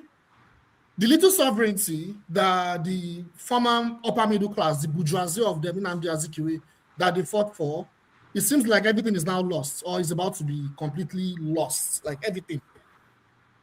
Unfortunately, Nigeria is on the path to destruction, and I don't see any way back. It's quite sad. Unless if something radical happens, I don't think anything like voting for Peter Obi is going to solve anything. Whoever can get emotional can get emotional. I do not think U.S. military coming to Nigeria, or U.S. government coming to intervene in Nigeria is going to solve Nigeria's problem. In fact, it's going to make things worse. In fact, that is exactly the point. Nigeria is on the path to self-destruction. Nigeria is on the path to becoming South Sudan and Somalia. And we are seeing it clearly like a movie. You see, our political class have failed. We can get emotional all we want. We can become helpless all we want. The solution to a headache is not by cutting off the neck. By having a headache, because you don't have any medication to solve that headache, you know how to cut. The person now say, okay, I want to cut my head off. The $9 million contract with DCI is part of the strategy to further neocolonize Nigeria. You see, I've talked about how color revolution works on this show. Whoever is interested can go back some of the things I've talked about color revolution. I don't have a lot of time talking about color revolution. They've handled Nigeria on the neck right now. Like Nigeria is right now on the neck by Uncle Sam. What that means if they implement that contract is if the right government comes to power, all these NGOs, DCI, all these organizational bodies, they can easily infiltrate and orchestrate color revolution easily. The example is there in Iran. You can see what's going on in Iran right now. They impose sanctions to destroy Iran's economy, to debilitate Iran's economy. I don't want to digress. That one's a different topic. I'll talk about that maybe another time. But the point I'm making right now, whoever is coming to run Nigeria right now, even if you vote for Peter, it's not even going to happen. But let's assume there's a new political class in Nigeria right now. With DCI there and other NGOs operating on the background, they will further cause destabilization. They will then orchestrate a color revolution through National Endowment for Democracy and other NGOs that I don't want to mention their names. They will infiltrate and cause further destabilization. You see, a lot of our people, when we say that what is wrong with our people, I understand why that question is being asked. It's a very good question. It's a rhetorical question. What is wrong with our people? Like our, our uncle will say that damage to say, what you say things like who did this to us? Who did this to us? Exactly. You say who did this to us? Clearly, our problem, the way we are, there's something wrong with us. We have a lot of us, not all of us. A lot of us are pathetic. But I do not blame us for being pathetic. The truth is that we are colonially damaged. Including that a lot of our people are colonially damaged. And I'm not going to blame our people for that. I will blame our elite. Because our elites, they've decided to sell their soul, they decided to lose their dignity, and in fact, the little sovereignty that we have, they negotiated it. Look at Algeria, look at South Africa, look at how they fought for their independence. They fought, they sacrificed everything to liberate themselves. But because they gave it to us on a platter of gold, we do not know any value of it. And our elites, instead of them to further ensure that we are further liberated, what did they do? They decided to what? Destroy our country. So, my brothers and sisters, the solution is going to be radical, and the solution is a revolution. I will keep talking about it when it's my turn. I'll stop there. Thank you. All right. Thank you, Jide. Chim, welcome to the show. Thank you for joining us today. Yeah, good morning, Rudolph. How are you? Good. Can you hear me? Yes. Okay. You know, interestingly, all our politics is not here. I was going to say today that I need him to remind us that all politics is local. He's missing. You know, during the week, your village people were fighting. Nokuma was fighting in the market square, knocking people, and you didn't bring it up. I don't know that Anambra was fight. I saw that video, but I just forgot. You intentionally refused to play it. No, I don't have it. I don't have it. If I have it, I'll play it. I saw it once, and I didn't think it would be important by the end of the week. it turned out to be important. It didn't deem it important. Anyway, just by the side, revolutionary colonization. You almost made me change my name this morning from Chim to Onyemelo. I would have just changed my name to Onyemelo this morning. But anyway, back to the core of the conversation, which is on lobbying. Lobbying is part of politics ordinarily. It's still bribery, no matter how you try to call it. This is bribery. The Americans can call it whatever they want to call it and legitimize it as they have in their politics. Yes, we know it's a legitimate way of getting things done in the US, but it's still bribery. It is bribery. So the average Nigerian who is calling it bribery is not wrong. It is bribery. But the question is, governments lobby fellow governments. You would see when Obasanjo wanted to run for Secretary General of the UN, that he lost to Boutros Ghali. The Nigerian government back then lobbied to see if Obasanjo would get the votes of NATO and some of the core, the 5 nations who dominate the Security Council. But it didn't work. We constantly lobby for things. There's nothing wrong in lobbying. But the question is, what are you lobbying for? In this instance, the Nigerian security advisor and the government is lobbying to change a narrative that clearly the whole world knows has a modicum of truth, that Nigerians are being killed. You can argue with the question about whether it is Christians being killed as the narrative is, or if it is both Christians and Muslims, or if it's a genocide against Christians or a genocide against people in the Middle Belt. That's not the question. The question is Nigerians are being killed. And a foreign entity is saying we have data that this is happening. And you're trying to counter non-government organizations who are pushing that narrative and trying to drag the American government into doing something. And you're trying to quell that view. And therefore, you're going through back channels. It's not like you're even lobbying the senators or the members of Congress who would eventually vote or influence the government policy. You're going through a third party. You're paying that amount of money. I'm not going to mention that money. We already know the value of what that can do to our economy. So you're spending that amount of money to change that narrative. And like, I think it was Mr. James before he left, he made a very valid point. Nigerian government has lobbied in the past, but didn't necessarily have to pay to lobby. What you do is use your people who are schooled properly in international relations, who have access to some of those people, to go and have conversations with them and tell your own version. We've done that when we're pushing for South Africa to be sanctioned under the apartheid era. Nigeria lobbied. We lobbied. We didn't have to pay to do those things. What you do is you look for like-minded nations. And this is an evidence that the person who runs Nigeria right now has no clout. Because typically, if your country is under such a spotlight, you will start seeing efforts, government to government.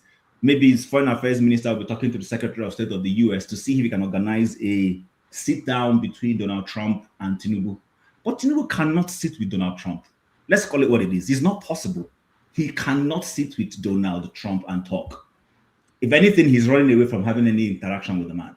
Because you know who Trump is. Trump is going to size him. Hold on. Who is running away from the whom? Is it Tinubu is running away from having a sit down. So Trump wants to talk to Tinubu, but Tinubu is running away. Is that what you think? I didn't say that. What I'm saying is Tinubu should be the one seeking to have a sit down with Donald Trump. What's his name? The president of South Africa had a sit down with Donald Trump some time ago, and the Oval Office, we all watched it. Paul Kagame has done the same thing. The president of Senegal has done the same thing. But Tinubu cannot. I'm sorry, he cannot. He doesn't have that capacity and self-confidence to sit with him. Tim, sorry. Why do you think that in that discussion he'll be sleeping? He can't. What is he going to say? Yes, Mr. No. The issue is Chim. There's something that I think you are not getting right. Are you saying that if Trump decides today that he wants to meet Tinubu, that it won't happen? I'm not saying it won't happen. So the issue is that it might be that Trump doesn't want to meet him, not that Tinubu. Which is possible. I want to consider that. Yeah, that may be the factor, not the other way. You know, back in the days, I used to watch this British satire called Yes Minister. I learned a lot from watching that satire, that program. It gave me a snippet, albeit from a comedic angle, of how governments work behind the scene. You know, that some things, not like today now, we just watch TV. There were some beautiful programs back in the days we used to watch. So, but the point I'm making, and I know that anybody who knows what I'm saying knows what I'm saying, Tinubu cannot sit down with a Trump. I stand to be corrected. He cannot. The last person who sat down with a Trump, you heard what Trump came out saying, lifeless character. So he doesn't want to be called a lifeless character, I can bet you. Or told that he doesn't have anything upstairs. Because you know Trump is not the kind of politically diplomatic person who will just have government meeting and leave it there. He will come out and throw his mouth and tell you how the man stinks. If he had body odor, he would even come and say it. So I think, back to my point, the point is that you are lobbying to change the narrative about criminal tendencies going on in Nigeria. In the week you are doing that lobby, Toji, the bandit, came out in the same vicinity and told people living in those particular locations, gave them a deadline to leave that place, and that he was taking over that same place. But you went to lobby to change the narrative. Can you see that we have people who don't think in government, but emergency patriots will come here this morning? People who are more patriotic than Mongo Park will come here this morning to tell us how we are running Nigeria down. But those are the people running the country. They thought it wise in their estimation. They didn't look for Nigerians who have access, who can help them talk. They went through an American organization. Give that American, you know the American government will be laughing at them because this is revenue for the US economy. This is revenue for the US economy. It's free money you're giving them. But you could have brought up certain intellectuals, even if they don't accomplish much, but at least would have gone and made some inroad positively. Like I always say here, listen, I wish Nigeria well, but I will come here to call it out. And lastly, somebody who left a socialist environment, a socialist, let's say whatever we want to say. I'm okay if you love socialism, that's fine. You left a socialist environment, came to a system that capitalism worked and designed, and you are fighting to distill socialism in that place that you left. Some of us say that live and go to diaspora, we need to be packaged and sent back to some places we come from. I'm sorry to say it. You left a socialist environment where socialism wasn't working, came to where capitalism works. Capitalism has its own evil forces. I'm not one of those who feels there shouldn't be some reforms in capitalism. But you left it and you're coming to come and school people who use capitalism to grow the economy that they should go back to socialism. Are you okay? Are you really okay? Chim, I have a question for you. Can I ask you a question real quick? If Rudolph allows you. Okay. Yeah, go ahead. Yeah. Thank you, Dr. Damages. Chim, are you referring to Nigeria being a socialist country? No. I'm referring to, okay. I don't want to call names, but I'm referring to somebody who came and was telling us, let me be honest. I'm referring to people like AOC and Mamdani. I'm sorry. These people, their forefathers left socialist environments, came and used capitalism to bless them. Their children are now saying, bring back socialism where your grandfather left. I don't get it. Sometimes I see people, it's okay to come and tell me, call out whatever the problems with capitalism and is let's reform it a little bit. But to tell me that socialism that your grandfather left in Venezuela, left in Tanzania, Mamdani is Uganda and Tanzania, that was socialism there, Nyerere and co. It didn't work, let's be honest. Then they came to the US with you and your father, and then capitalism blessed your life. with whatever faults he has, and then you are now telling me this is this socialism you want to go back to. Please, my education should count for something. I don't just do follow. All right. Thank you, Chim. We'll get to that topic one day. Forefathers, welcome to the show. Yeah, thank you for having me, Dr. Damages. Greetings to all the panelists, the chat, and to the viewers. I guess the lobbying aspect is not new in terms of paying money to lobby in Washington. Clearly, it does have high rewards. I don't know why they were not spending before now, and what they are spending for. Even right now, he's spending $9 million for what? Because they said Nigeria was having Christian genocide. Maybe he should have started from spending to have Americans do more business with Nigeria or do more strategic relationships with Nigeria. You know, I the other day I saw an American go to India to offer them to build their jet fighters engines in those countries. When they are doing those things, they bring expertise to those countries. That's how they did with this is China too. That's why China is where it is, because America brought expertise, real strategic expertise there. But we lack ambition. And when we go there, all we ask for, please don't come and kill us. That's all. We pay them off to buy for another day while they get stronger. And eventually, the judgment will come and they will come and kill you anyway. Because that's where it's going to end. If I'm sounding dramatic, but it's not. It's true. That's where it's going to come. Sooner or later, if we don't face the consequence of what we are doing, we don't start being a little bit more ambitious, we're not going to get anywhere.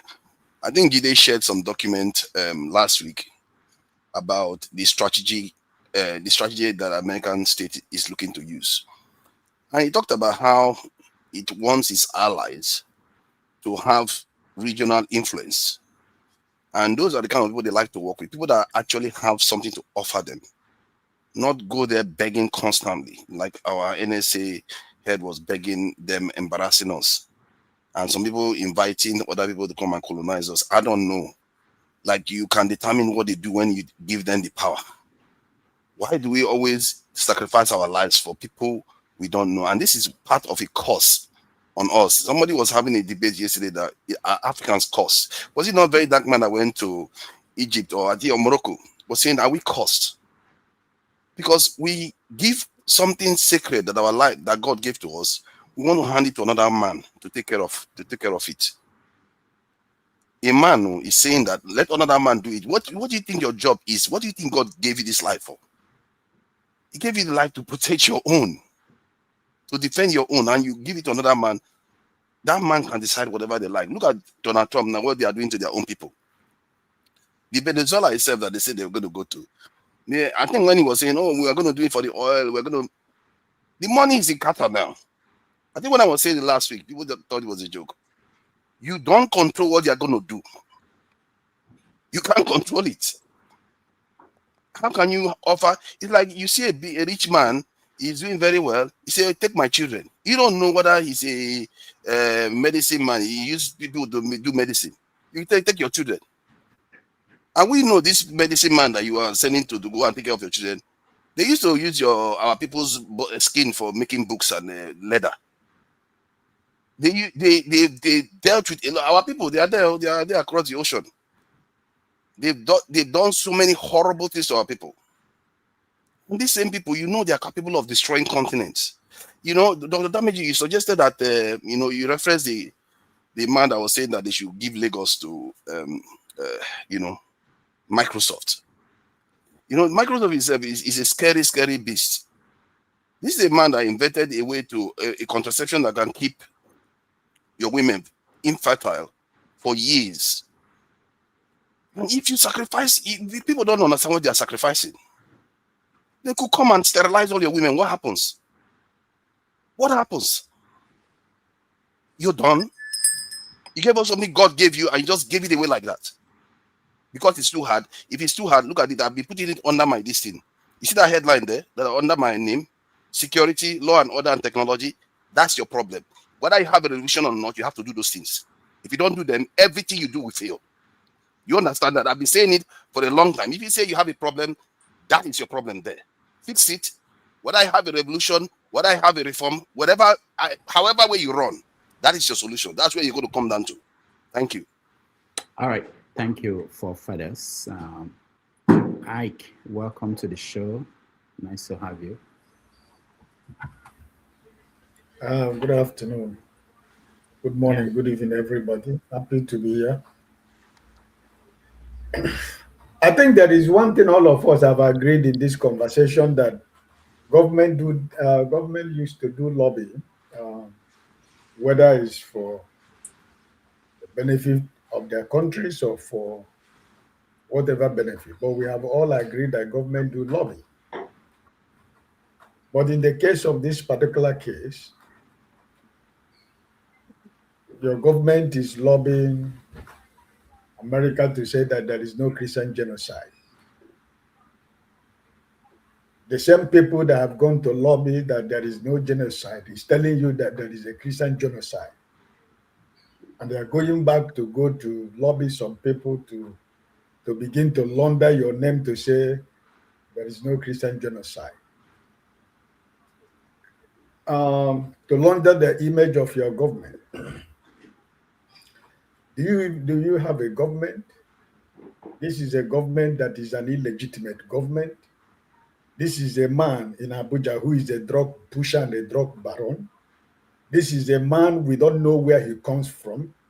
This is a man that we don't know the school he attended. This is a man who doesn't have family. We don't know who is any member of his family. This is a man who did not win any election. And they are going to lobby America. If you are a legitimate government, if your government is credible, if your government is supported by the population of your country, government can do lobbying. It is what government do. I think it's normal that, like I said from the beginning, all of us almost agree here that government do lobby. But in this case, what are they lobbying for? The world as a whole know that there is Christian genocide in Nigeria, and it's still going on. And you're going back to the same country who said no, the killing of Christians is enough. And you're going back to them to pay $9 million for the Republican think tank or the lobbyists to lobby to launder your image. What image do you have? You don't have any image, because the system that brought you where you are is corrupt.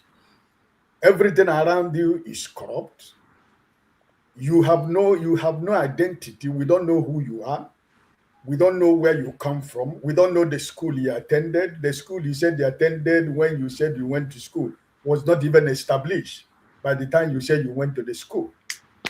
So I don't know when people come here and see your president. Your president is not my president. He never will not be, and will never be my president. But the thing is that the people who are the supporters of APC and the internet and computer, watchdogs and warriors online, they will continue to defend it, that it is normal that the government should do lobbying. But in this particular case, we have never talked about lobbying in Nigeria. We know that government do lobbying everywhere. But in this particular case, it is in black and white that we know, and everybody know, excluding those who are eating from the crumbs of this government, or their internet watchdog who use their computer to defend this government. They are the people who will tell you there is no Christian genocide in Nigeria. But we know that there is Christian genocide going on in Nigeria. So for whatever reason, $9 million, if you convert it to Naira, I don't know, maybe it's probably up to 12 to $11 billion. That is what this government is using to go and launder their name. To the same people who know that this government that we don't even have a government. That this is the same people that know that this government, they have their file, and they know that this government is the criminally minded government that has no legitimacy by their people. So it is sad, it is what it is, that this is where we have found ourselves. I love Nigeria, but I love Nigeria from afar. You understand? Because what is going on in Nigeria, sometimes is unthinkable. You will see people who will continue to defend this issue, this money. Tell you the government do it. Why wouldn't they do it? But because why? They are eating from the crime. This government that is soiled with Nigerian human blood, the blood of Nigerians that are crying every day. And anyone that is supporting this government, that are murdering Nigerian innocent citizens every day, there is always a day that we all shall pay a price for whatever we do, whether a long time or short time. I rest my case. All right. Thank you, Ike. Two more people, we take a break and then we'll come back and rant and end the show. So Jagun, you are next. You have 4 minutes, please. Welcome. Thank you very much. Good evening from here in the UK to everybody out there. Very, very interesting beginnings in this conversation. I'm extremely interested. I've been watching from the beginning. And there are certain people that I wish to answer, certain people that I wish I can speak to one-on-one, certain people that have spoken in such a way that it sheds light on a lot of things I want to say. And the fact that fundamentally, I feel in this conversation that there are two paths to be drawn. One, those who have fallen into a revolutionary spirit and have concluded that there's nothing we can do about this present system. We have to reset, which is my adage right now, is to reset. And he who resets first owns the century. So the other side now are those who still believe that an election in 2027 would somehow be able to effect some kind of change positively for Nigeria going forward, given where we are right now. Two distinct areas that I've been seeing on this platform and in this discussion that people are falling into. There are those of us who have always been revolutionaries on this panel, and we know who they are. But as I'm listening, I'm seeing the stalwarts of politics as it is, and politics is the way forward. And even though we are in a dire situation as a country, fair governance and fair approach and fair this and fair that would lead to a fair change. Me, I don't believe in that clause at all. I'm a revolutionary. And I will explain how a peaceful revolution can take place in that thing called Nigeria. I say to you all that 2027 is close. And with the mingle-mangle of what is Nigerian politics, I might not be able to blame us all for not seeing through all this fandangle that we've been going through. After the 2023 election, I lost hope for my country, Nigeria. I lost hope for the fact that any salient thing, any honest thing can come out from our approach to politics. And in the years that have gone by, I reasonably stand that if we, the people, do not organize ourselves to bring about a revolution, to cease a 2027 election from taking place, to provide interim government along with the backing of the military that would see for sure that the 2-year process of us rejigging everything from top to bottom before we go to elections again. Within those 2 years, we would have the conversation that tells us who it is that we are and how we are bargaining to be included in this thing called Nigeria, or bargaining away from it. We're going to have a discussion, because the way things are going, we are fooling ourselves. We're pretending. We're going to ride the same bike, believing it's going to take us to a new destination, but it's not. It's going to happen all over again. If you just go back, each of us, to the point where we were, 2021, 2022, we were coming from a haze called COVID. The big haze in the whole world that was planning God knows what it was planning for most of us. And then we come into a structure of ending of Buhari government, and we knowing that we can't keep another level like this. Yet still, we voted the same people in. We voted worse in voting Tinubu in, away from Obi at the time, who was giving us a lot of hope. So I'm saying to you, Rudolph and panel, I would like you to actually speak about these differences of each of your panelists and where they stand, and give them a way of putting forward their arguments to the opposition, as it were. And let us be an opposition here on this panel where we really flesh out, do we go and do the same rubbish that we've been doing for the last 12 years, as it will be? Or do we take the bull by the horn, take responsibility of our country? This is an answer to people like Eccentric, who speaks well of knowing that we've got to come out of this fog. We can do something. Do something I want to be a part of. I'm sorry to take time. It's very, very important. I saw that you've given everybody a good long stretch to speak out and flesh out what it is their intentions are on this panel. I want to say that these are my intentions. And Rudolph, I put it to you, please, somehow understand these things, put them to a test, a verbal, intellectual test within your program, and let us really flesh this out. Thank you very much. All right. Thank you, Jagun.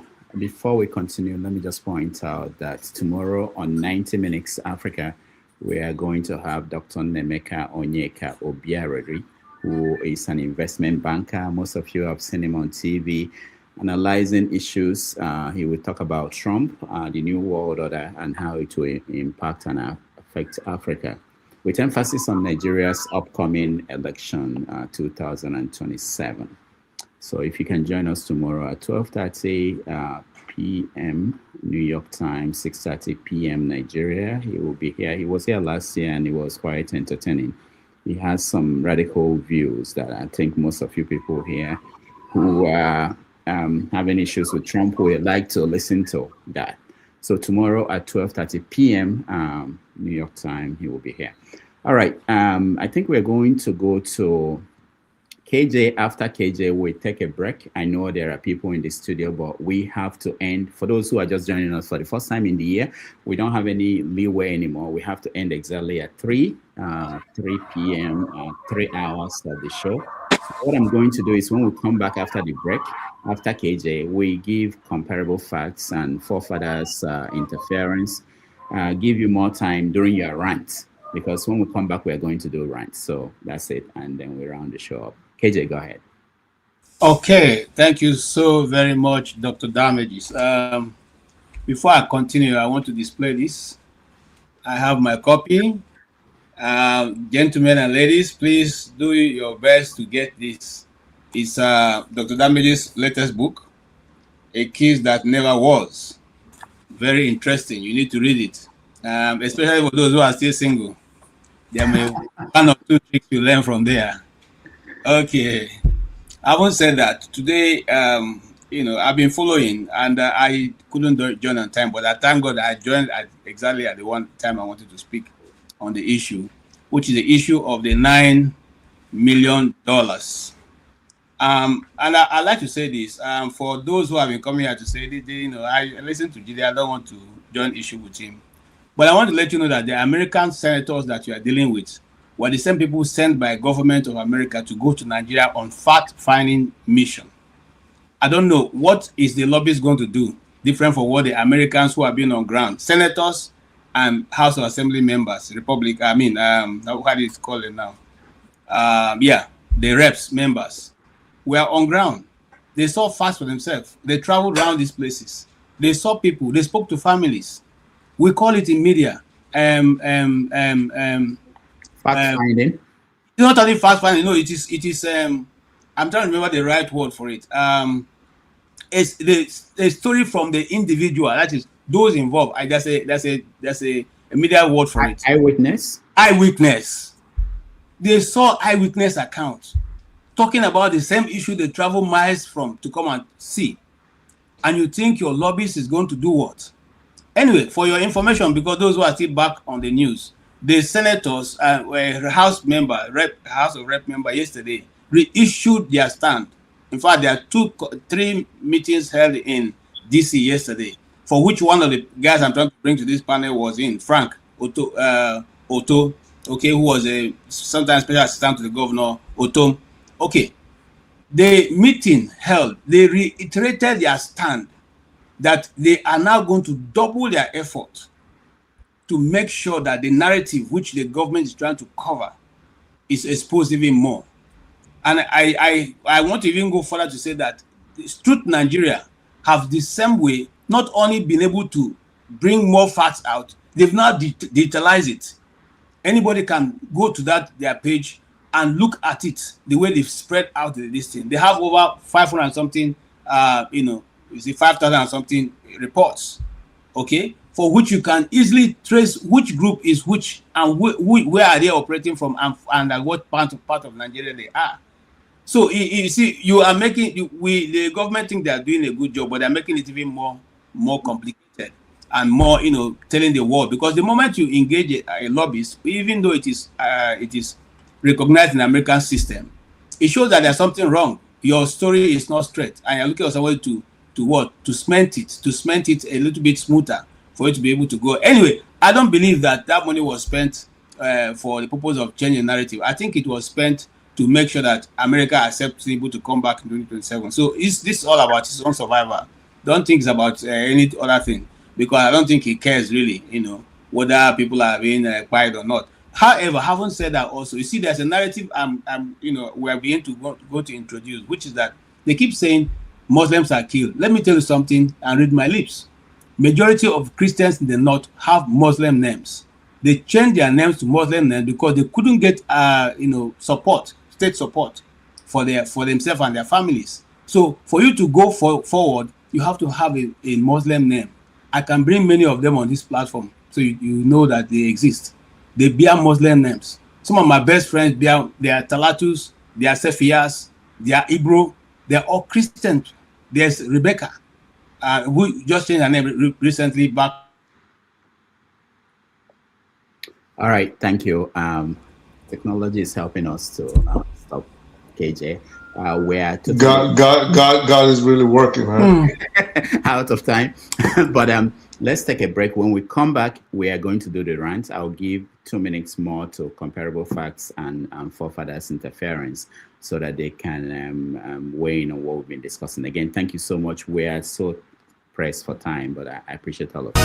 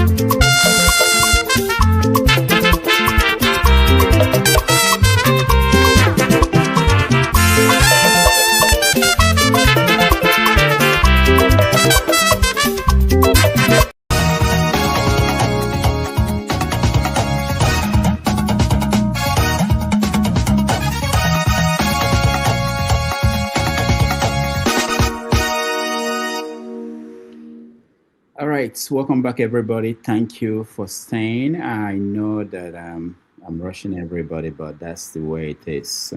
I don't want to be punished by people who are more powerful than me for breaking the rules. So we are going to quickly give comparable facts and forefathers interference. 2 I minutes. thought you allow me to finish my this before I was cut off now. Oh. At least we didn't cut you off. All right. No, the system did. So okay, 1 minute, please. I didn't even say anything before I left, man. Oh, you did. We had everything you were saying. You went to history and open book for. Okay, go ahead. Go ahead. Okay, KJ. so now, for Jide who was talking about using NGOs, no, Mike Rubio has said that going forward, America is not going to use any NGO any longer. Since it's a government intervention, they're going to give money direct to the governments. So no need to go through whether you have an NGO or not. They are going to deal directly now with the governments of those places. So if that policy holds, it means that all the NGOs now have to go look for their funds from somewhere else because the game is changing. Okay, and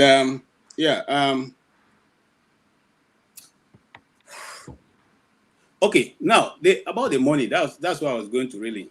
You see, that money alone could have been able to settle majority of the IDP camps that you have in Nigeria. Assuming that we wanted to show that the government wanted to show that they are concerned about what was going on. What they would have simply done was to get they take that money they've used now to spend it on what? On the IDPs themselves, those communities that have been ravaged by these terrorists. Okay, you rebuild their communities, you take them back, you give them some form of stipends to start their life. Then the international community will recognize that you are doing something positive. You don't even need to lobby them to be able to see those things because people will talk about it. It's just like what happened between Orji Okalo and the governor of Abia State. The governor doesn't need to say anything. It is the people that are showing what he's doing. It's the people that went out to march to show that this guy had doing this and we're grateful for it. So for a government who doesn't know its left from the right, that's what they will do.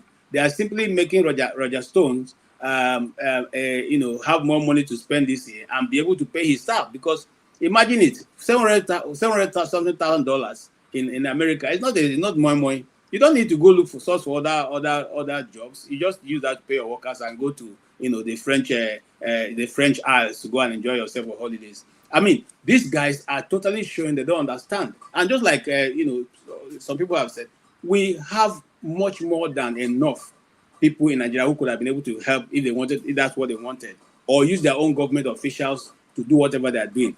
So finally, those who are mentioning, I have some respect for certain people, but when you speak and you want to use a Muslim, and I don't have a problem with saying that, I don't have a problem with his faith, but I'm saying somebody who does not believe in the American system, the system that hitherto has brought you here.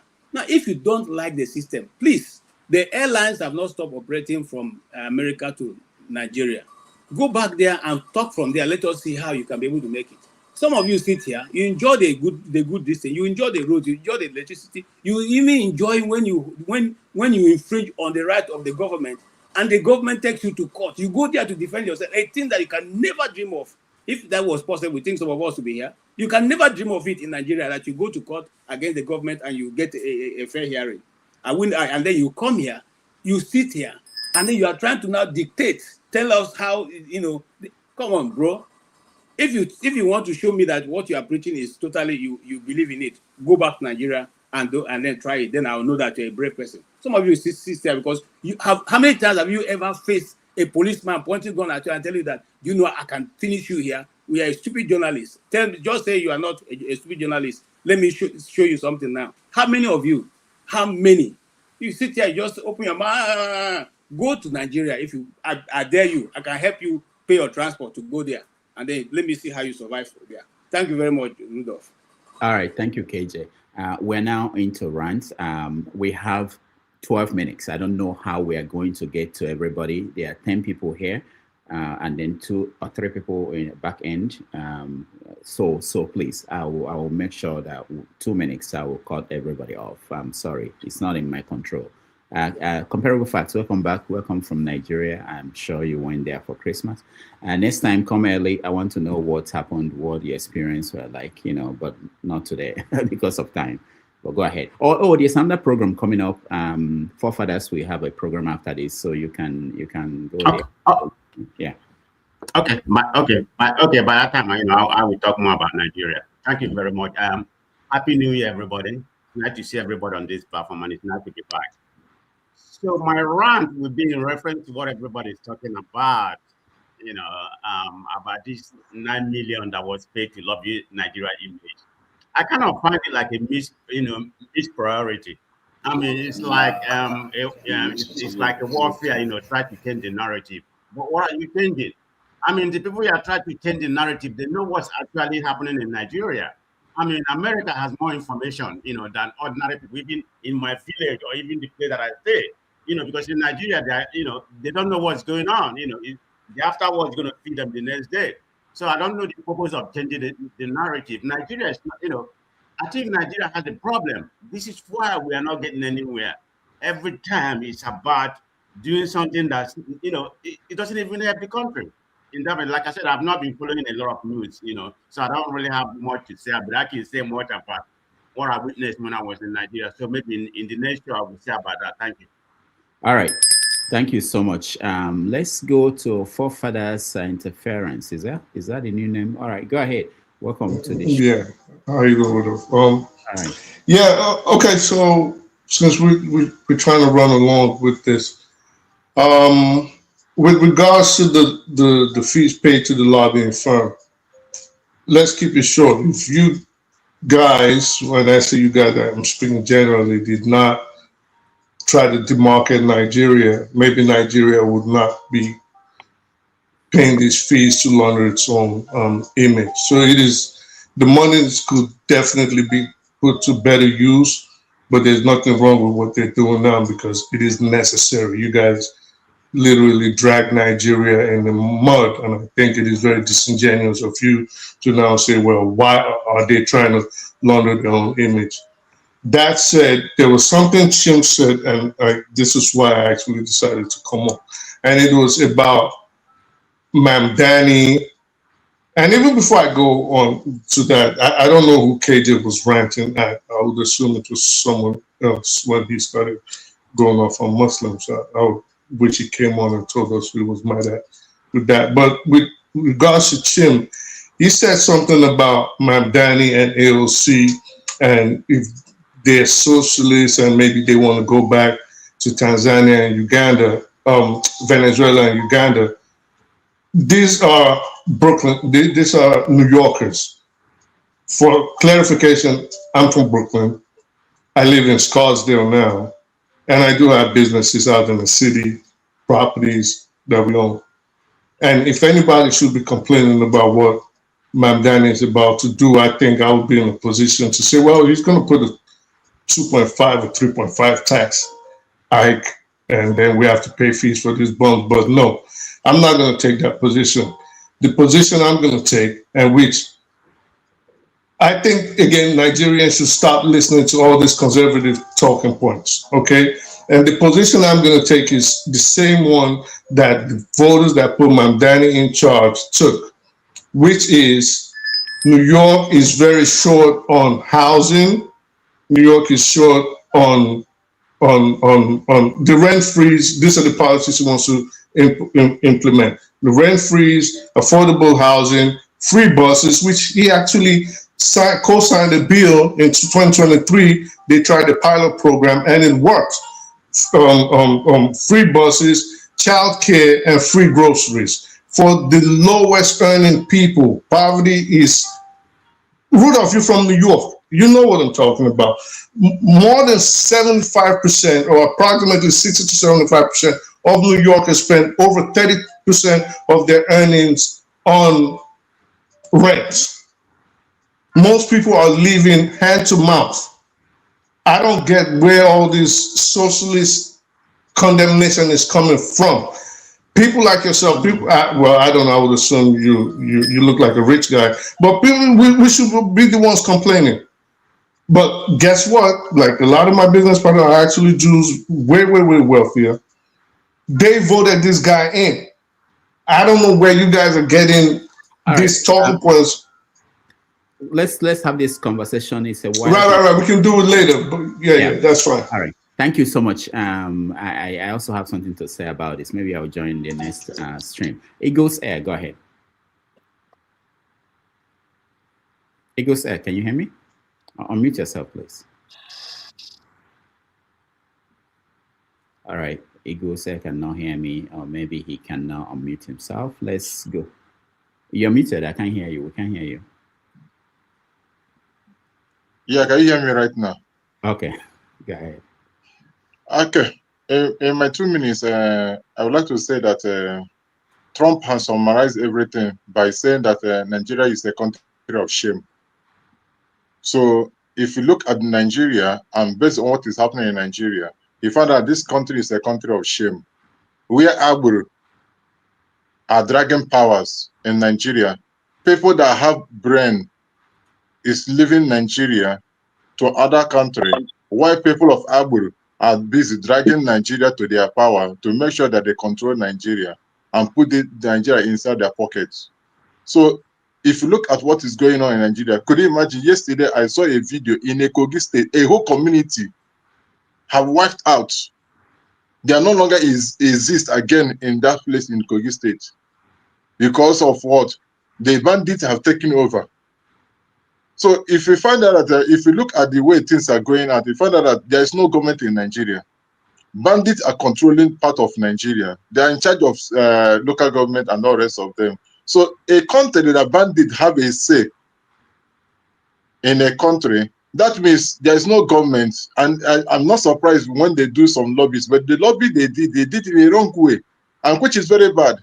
Are you lobbying people who knows what is happening in Nigeria? For instance, if U.S. embassy in Nigeria give feedback to the United States government, there are people telling the United States government what is happening in Nigeria. They have all the information. So it is in Canada, so it is in other country. So I don't know the reason why they're doing the lobby.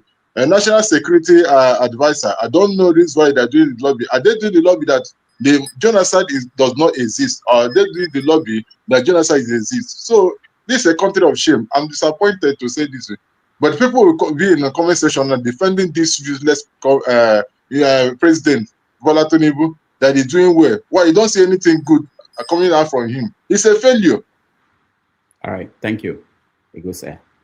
Chim, you're next. All right, so I was thinking of speaking on our tax, the new tax system that is supposed to come in, but I'm going to leave that and go to my state because my state politics is critical and important to me. So over the week, a couple of vultures were gathering together, failed vultures, people who do not see anything good for the people. We've had since Abia State was created. Abia State was created when I was in my final year of what we call high school here in the Western world. Since that time till date, outside of this current governor called Alex Otti, the only governor that seemingly has done anything worthy of note was the late, I don't know if he's late, sorry, pardon my use, Colonel Chinyere Ike something, Ike Chukwu or something. He's a military guy, military administrator. Not Ike Nwachukwu. Not Ike Nwachukwu. There was a guy who, he's from Anambra State. I can't remember his name. That's the only guy. He was the one who came in and removed Agberos from Aba and the motor parks. Ike Nwosu, that was his name, Ike Nwosu. That's the only person before Oti. Ojis Okaru, colossal failure for 8 years. Embezzled state funds.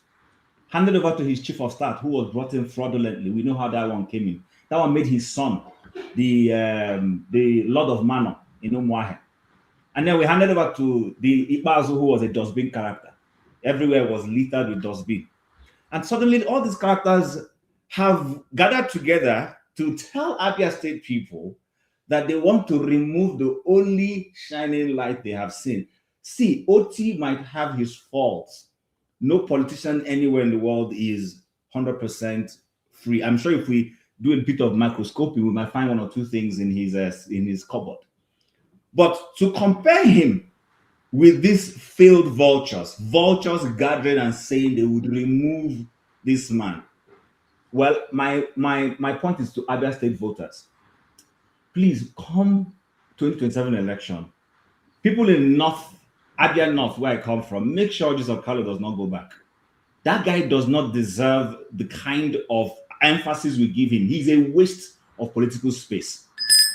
These guys should need to be left removed so that that state can have a breathing space and grow. They are the albatross that is making that state not to progress. That is my rant.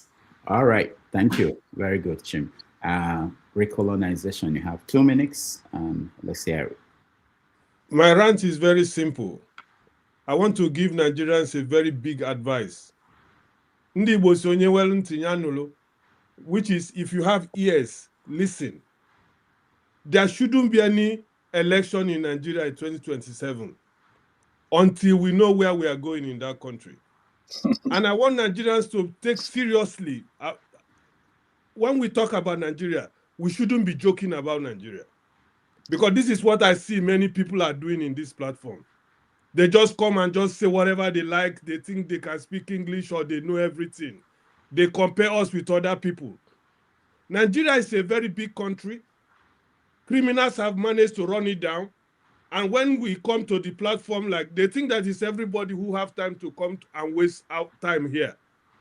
I don't come here to waste my time. I come here because I'm passionate about that country. And I know what is happening in that country, that what is happening in Nigeria is not right. No election should happen next year because it will just be nothing. It's just nothing, like Mr. Jagu said. It's just nothing, another nonsense. And we should start thinking about help, whether it comes from America, from Microsoft, from anybody. We need help in that country. We can't help ourselves. Thank you. All right. Thank you, my man. Let's go to Forefathers. You have 2 minutes to rant. Oh, I didn't know we had. Okay, thank you for that. I just think that there is a lot of confusion within the way we discuss about the Nigerian issues. Sometimes we say it's the democracy that is the issue. Some people wish for revolution. Some people wish for reforms or supporting the status quo. But why in reality, there are essential things that you need. And my last submission made that very clear, that you have, no matter what system you go to, these are the things you need. You need to fix your security, you need to deal with your law and order, and definitely have a technological revolution. Without those things, we can keep talking and talking and talking, and nothing is going to work. If you believe in the current status quo, these are the things you need to do. If you believe in revolution, these are the things you need, these same things you need to do them. If you believe in a reform, these things you need to do them. No matter what system you believe in, including Saudi Arabia, communist China, the democratic America, these are the essential ingredients. When you distill them out, these are the things they all have in common. They don't have to have democracy. They don't have to even have equity. But they have to have these essential things for those nations to function. So I'm not going to keep it long. Thank you for that. All right. Thank you, Forefathers. Mazi Opara, you are next. Yeah, about Wike and River State, the absurdity in River State.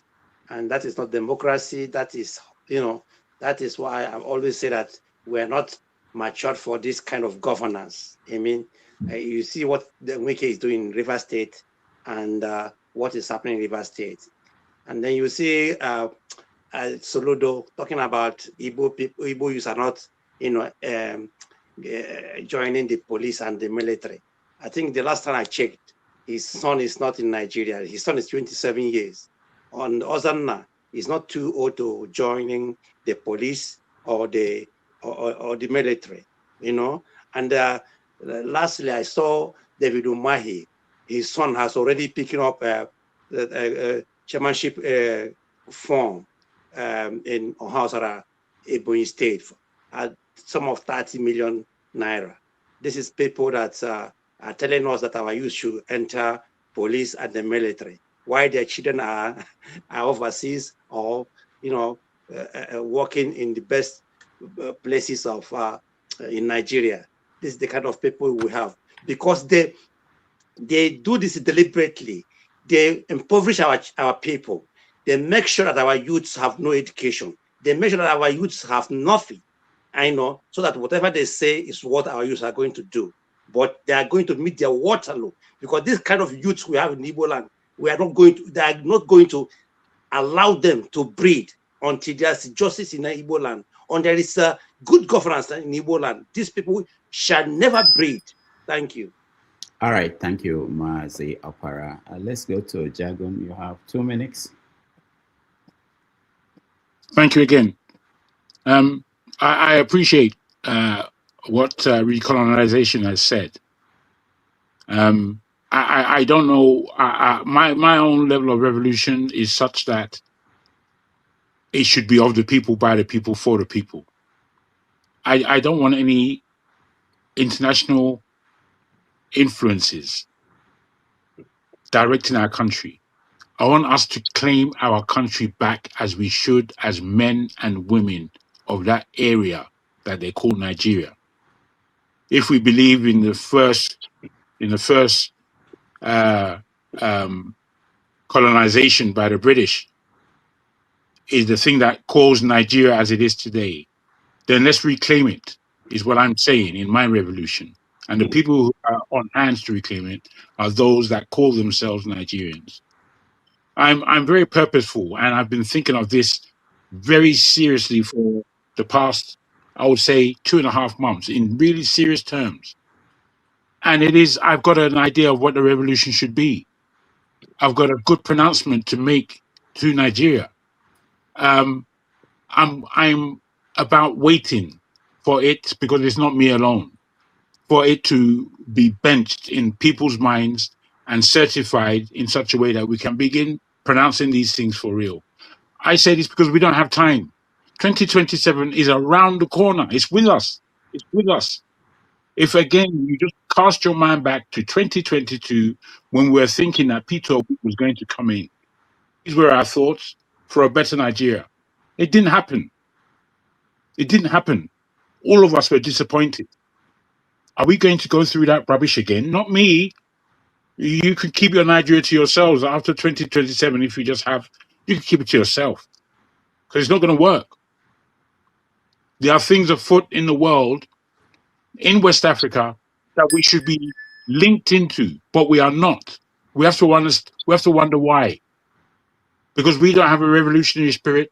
The revolution that's taking place in Burkina Faso, Mali, and Niger is to be ignored, pretending that it's not there, pretending that it's not an example, pretending that it's not of the people, for the people, pretending.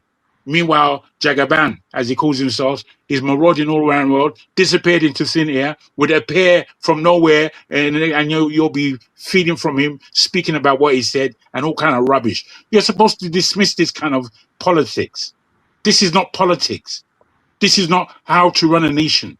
This is not how to feed a starving people. This is not how to educate a pronounced, energized youth. This is not how to employ experts. It's not how to do none of these things. What are you people waiting for? I don't want to be Rudolph. I call you seriously to bring this to attention and to have a real conversation about these things, not just for us to be jib-jabbing. The Nigeria is at stake yet again. I put it to you. I thank you. All right, thank you. I'll reach out to you, Jacqueline, during the week. Tony, you have 2 minutes rant. Thank you. I'll try. Now, I want to flash back to the 80th session of the UN General Assembly in September 2025. Whereas most European leaders came in one bus, most African leaders, or some African leaders, arrived separately in expensive cars, limos, and lodged in upscale, high-end hotels with very large entourage. Some of them having nothing to do with the conference. But the most embarrassing thing, that I observed is that these African leaders, are poorer than Western countries, yet they display a lot of affluence. And that was seen at the Onga. And when they came to, make their submissions, they ended up, all they did was to beg the same people that they are showing that they are wealthy for aid for FDI, and I find that very repulsive. But let me just end with what Lee Kuan Yew said in his book about Nigeria. The book is titled "From Third World to the First: The Singapore Story." Now, in chapter 18, where he was making a comparison between Singaporean ministers and Nigerian ministers, he said, whereas our government functionaries drove expensive cars on poorly maintained roads, Singaporean ministers use buses or drive modest cars on good roads. And the lesson here is that this attitude has continued. Our values are misplaced. Our leaders are not honest in addressing the problems of the country. They put themselves first. And so long as this continues, Nigeria is going to continue the way we are seeing it now. It is unfortunate. Thank you. All right, Tony, thank you so much. Ike, you are next. Oh, did you rant? No. Okay. You always try to take my time away from me, Dr. Damages. I'll never rant. Anyway, Chim, I want you to also be getting ready for the North Senatorial Zone. Listen, I had the governor of Abia State said that he's going to present a candidate in the North Senatorial of Abia State. So I'm with the people of Abia State, and I think they are wiser than the vultures that are gathering themselves together. My greatest fear is that Alex Oti himself. I don't know the level of pressure he's getting from APC, but I think the best bet he has right now is to join ADC. That's what I think he needs to do. But after that, I believe that the people of Abia State know what is at stake, and they know what is good for them. So I'm very happy and I'm very confident that Alex Oti will come back 2027, and the people of Abia will do the necessary thing. Because if the only thing I am praying in Abia State is that all Jews of Kali will never go back to the Senate. If it is the only thing the people of Abia State will achieve in 2027, I will be very happy. On a final note of what my brother Tony said, there are a lot of people who will continue to come here to defend this government. I'm happy you read the book. You read something in a book. It is for all of us to digest it. There are a lot of people who will tell you, no, this government is working. Because you are living in diaspora, you don't know. This government is working, But I thank God, compared with Singapore and Nigeria today, and all of us can be able to give account of the two countries. God bless you. All right. Thank you so much. Both Carlo and Benjamin, they will not return. All right. Somehow we lost a righteous man who was going to be the next. So let's hear from Ife. Ife, where are you? Okay. All right. Let's hear from Ife. Woo. Good afternoon, everybody. Papudoka, you still did not keep our conversation. I told you what to do. You didn't do that. Oh, I forgot. I'll call you. No, you did not forget. Stop lying, Papudoka. This is 2026. Please. What was it? Remind me, please. Old age is bothering me. I've got to that point. Everybody. I swear, if Nigerian politics, if we are not tired of what is happening in Nigeria at this point, you just know that I have completely given up. And I say completely given up. When you wake up every morning hoping, believing that, you will get a positive news. You don't. Let us start from Delta State. I was listening to Arise News the other day, and I'm looking at a state like that with the vast allocation that they get. They bought vehicles for their legislators. If you travel from Onitsha, just as a balloon, there is something they call the Ndabulu, right? Meaning that is like a death trap, the roads. But the most important thing the governor was able to do is to buy cars for the legislators. At the end of the day, I asked myself, what about ordinary citizens? And then you look back, guess who? The people supporting these people are the poor masses. The poor masses are hailing them. let's not even go to what is happening in Rivers, just because of one man's selfish interest. Just because one man. I saw women throwing wrappers from Wiki. I said this last week. I was looking at the highest paid legislators in the whole world. Nigerian legislators are the highest paid. And then you ask yourself, what are they actually doing for Nigeria? Absolutely nothing. It seems like it's only one person that we have in that legislator. That's Natasha. And I know somebody asked Natasha, where do you get this money? My question, I was like, why are you asking her where she got the money from? The most important thing is that she's doing something. The money she's getting apparently might be less than what Jose Carlo and his brother and co and all of them are getting. So the question is, what are they doing with the money? You can't boast of anything. Very Dark Man is currently in Morocco and showed the road. Look at Morocco. But he made something, he said something. He said that if you look at it, all the African countries that have the other skin, go look at those countries. They are way better than other countries with with my skin color. He showed the road. Even the best road in Abuja, and this is just not, it's the best road in Nigeria. It's like the least road or the worst road in Morocco. And we are giant of Africa. Come to think of that, our president, we haven't seen our president since 28th or 29th of last year. We don't know where our president. If I ask maybe a couple of you guys, nobody knows where Tinubu is. And we have a president. What my brother said earlier, I think Jade, or I can't remember who said that. That is the only way that country, we can actually get that country back. P2B is not gonna, because the damage has been done. Where are you gonna start? Even if P2B wins the election today, where will he start? The corruption in Nigeria is, it's not unthinkable, it's so unimaginable. It's just literally everybody's corrupt in that country. It's just like order of the day. Then they're talking about the taxation. Who are you gonna tax? Are you gonna tax ordinary citizens selling vegetable in the market? Are you gonna tax ordinary boy running up and down to make ends meet? Who are you gonna tax?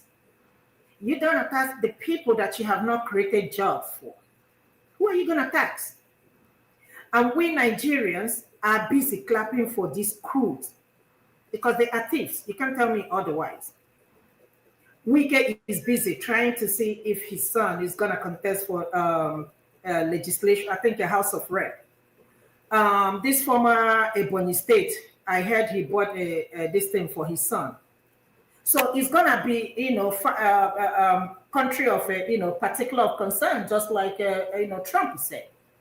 So after them, they will hand over to their children. So you're going to tell me how this man's son is qualified to be. I'm not saying that he's not qualified, but why should he be him? Why? Ojo Carlo's daughter is an ambassador. And what are we doing? And I keep saying it every day we come here, we talk about the same thing over and over again. For the past 4 years, prior to the election, we were talking about the same thing. Today, again, we're here talking about the same thing. My question remains, what is the way forward? This is the same question I will keep asking every day. What is the way forward? Today, we had one, which was to allow one of these countries to take over Nigeria, African countries, America to take over Nigeria. Do you sign up for that? That was from the recolonization. So let me tell you, whether they don't take over, tell me what you have enjoyed as a Nigerian citizen. No, I'm just saying. You are in New York. We're coming with options. One of us came up with that option. To colonize us. Yeah, recolonize. Are we not better off if they colonize us? Are we not better off? I'm not against you it. People are talking about the oil when what's his name? Trump wanted to, in Nigeria. People are worried about the oil. The oil, tell me what benefits? It's not that we're even buying gas cheaper. So I'm just saying that we're gradually coming with solutions. Somebody has suggested that, and you think it's gonna happen? Oh, if we push for it, if all of you vote for it, and we tell America that. What is vote? Do we know? We tell Trump. We tell Trump, instead of going for Greenland, there's something there. Just Nigerians are saying, come and take it. Forget it. So what I don't understand, why are we still talking about the election in Nigeria? Look at the charade we had in 2023. Yeah, is that an election? And you people are hoping that something positive is gonna come in 2027. How? Tinubu, I listened to Chido Dinkalo. He said what he said. I love that man to bring him back. He said Tinubu doesn't need election to win this thing to win this thing. All he needs is the INEC chairman and the legislature and the judiciary. That's all he needs, and that's true. And that was exactly what happened in the last election. So that's the same thing that is going to happen. Even if all the governors decamp to APC or decamp to PDP, Tinubu will still win the election. Let us stop deceiving ourselves. All right, Ify, we are out of time. They will kill me. The producers, executive people behind the scene. I just thank you so much. And one day we will have a longer conversation on these topics. Righteous Man, it's just because you are joining us from Nigeria. I really wanted to go. Your videos, I didn't play them today because I didn't see you, but we'll play them another time. But thank you for joining us. You have 2 minutes to rant. Dr. Damages, good evening. Ify, good evening. KJ, AY, and those in the comment section. Sincerely speaking, I'm still in the capital city of Owerri.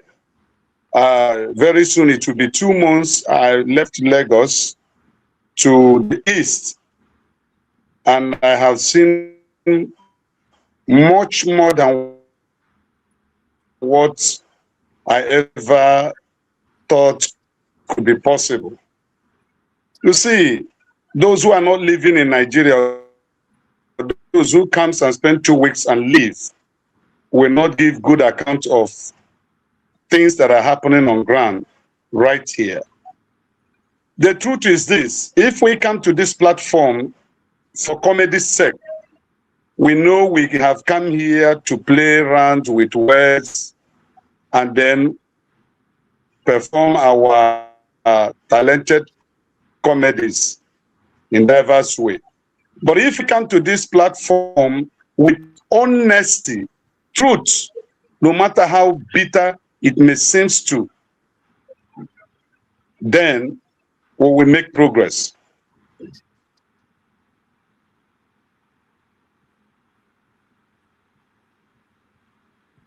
Hello? Okay, we lost him. All right. He was lying. That was why the network removed him.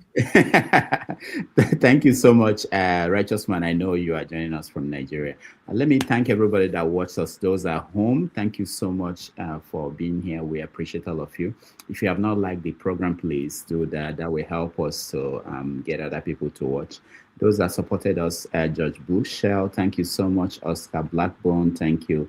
Kulata, thank you. And again, Oriako Tope, thank you so much. We appreciate all of you. Tomorrow on 90 Minutes Africa, we are going to have Dr. Nemeka Onyeka joining us to discuss what will happen in 2027 election.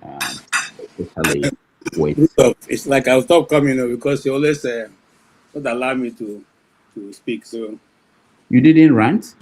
I didn't now. All right. Okay, you are a big boss. I can't say no. No, I didn't. If I did, I wouldn't have I'm sorry. Yeah, I'm sorry. You know, I'm just worried. If you see, I can leave you to. I'm worried. Close. You can close. I'm worried about time. That's why. Okay, go ahead. Just 2 minutes. Okay, here's what I would say. First and foremost, we Abians, we are ready for Oji Okalo. He knew how he won last time. He went to the villages and begged. He went to village. He begged. In my village, he made one stupid road that lasted only 3 months. That was one of the conditions they gave him. This time, I'm not going to be any condition, because as soon as Alex wants to bring somebody from that region, he won't come back. I can assure you. If you have been following the trend in Abia, yesterday about the biggest city in Abia State and with the largest population, all the youths were in the streets dancing and marching, okay, in support of what electricity have done. That's the first time that you can actually live in Aba without buying a rain boot during the rainy season. So who will say that? Okay, that's one. Two, and then for those who think that whatever Bola Tinubu is doing is going to be different, this guy is a criminal. The people already know who he is. There's no how you're going to change the pig from being a pig. It will always fall back in the gutter if it was the moment he sees one. Okay, so trying to say, well, and then okay, let me sum it this way. The same IPOB, they said they were a terrorist organization, are the same people sitting and lobbying in DC, and that they're even having to fight to put in $9 million to counter what they are doing. Those guys are very great too. Honestly, I have to celebrate them. But however, I don't know why they always bring everything to come and end in the table of an Igbo man. If the Igbos are not being brought into any argument, it's not finished. Everything they go around, the boiler is IPOB. Everybody finds a way to end up in the Igbo table. If they don't like us for Nigeria, make una let us go now. I mean, it's not simply just simple. Just look, you guys, we are tired of you guys. Can you just leave by tomorrow? We will all leave quietly. Leave us to go and kill ourselves in our states. Don't worry, whatever. If we finish buying ourselves, we can come and take the land when we leave it. Which one be this one for crying out loud? Thank you so much. That's my rant. All right. Thank you, KJ. And on that note, I want to thank everybody who joined us. I appreciate all of you. Thank you, Ify, for being here. Thank you, KJ. Thank you. Dr. Rudolph, I have not finished my statement, and I'm calling from Nigeria. It's not easy. Okay. Righteous man, there's another show. I shared the link. You can join that show. I'm really sorry. I've gone over by more than how many? 25 minutes. I'm really sorry. They will kill me. I signed the contract. They were about to fire me. But next week, come early so that we can play the videos. I want to talk to you. I just don't want to play the videos you sent to me. I want to talk to you so they can help us understand what's going on. So if you can come on next week early, we can talk about that. I'm really sorry, Righteous Man. I gotta go. Thank you, everybody, for joining us. I appreciate all of you. Jagun, thank you so much. Ike, thank you. Chim, thank you. And Forefathers, thank you. Forefathers is on, and anybody can join. I will try to join if I can, because there's some things I want to also talk about. All right. Until tomorrow on 90 Minutes Africa. Thank you, everybody. I'll see you.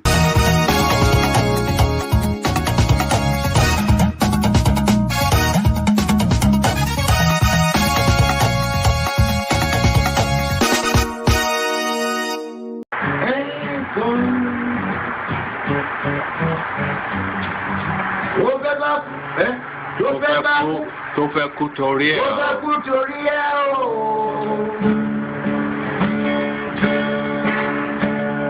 Ọwọ́ ẹni ló ti ṣàánú kọ́.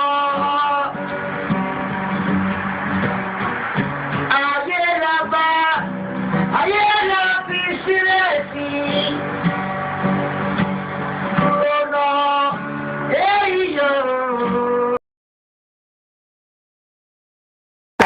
Thank you so much for watching. Thank you. Have you subscribed? Yes, you. Have you subscribed? You. Yeah, before you go, click. It's free. Click. That's it. Have you subscribed? You are laughing. Have you subscribed? Have you subscribed? Thank you. Thank you. Thank you. Hey, madam. Thank you so much. I can see you. We have to get to 100,000 subscribers. By the end of the year, how are we going to do that if you don't subscribe? Yes, you. Yes, you're about to click off. Why?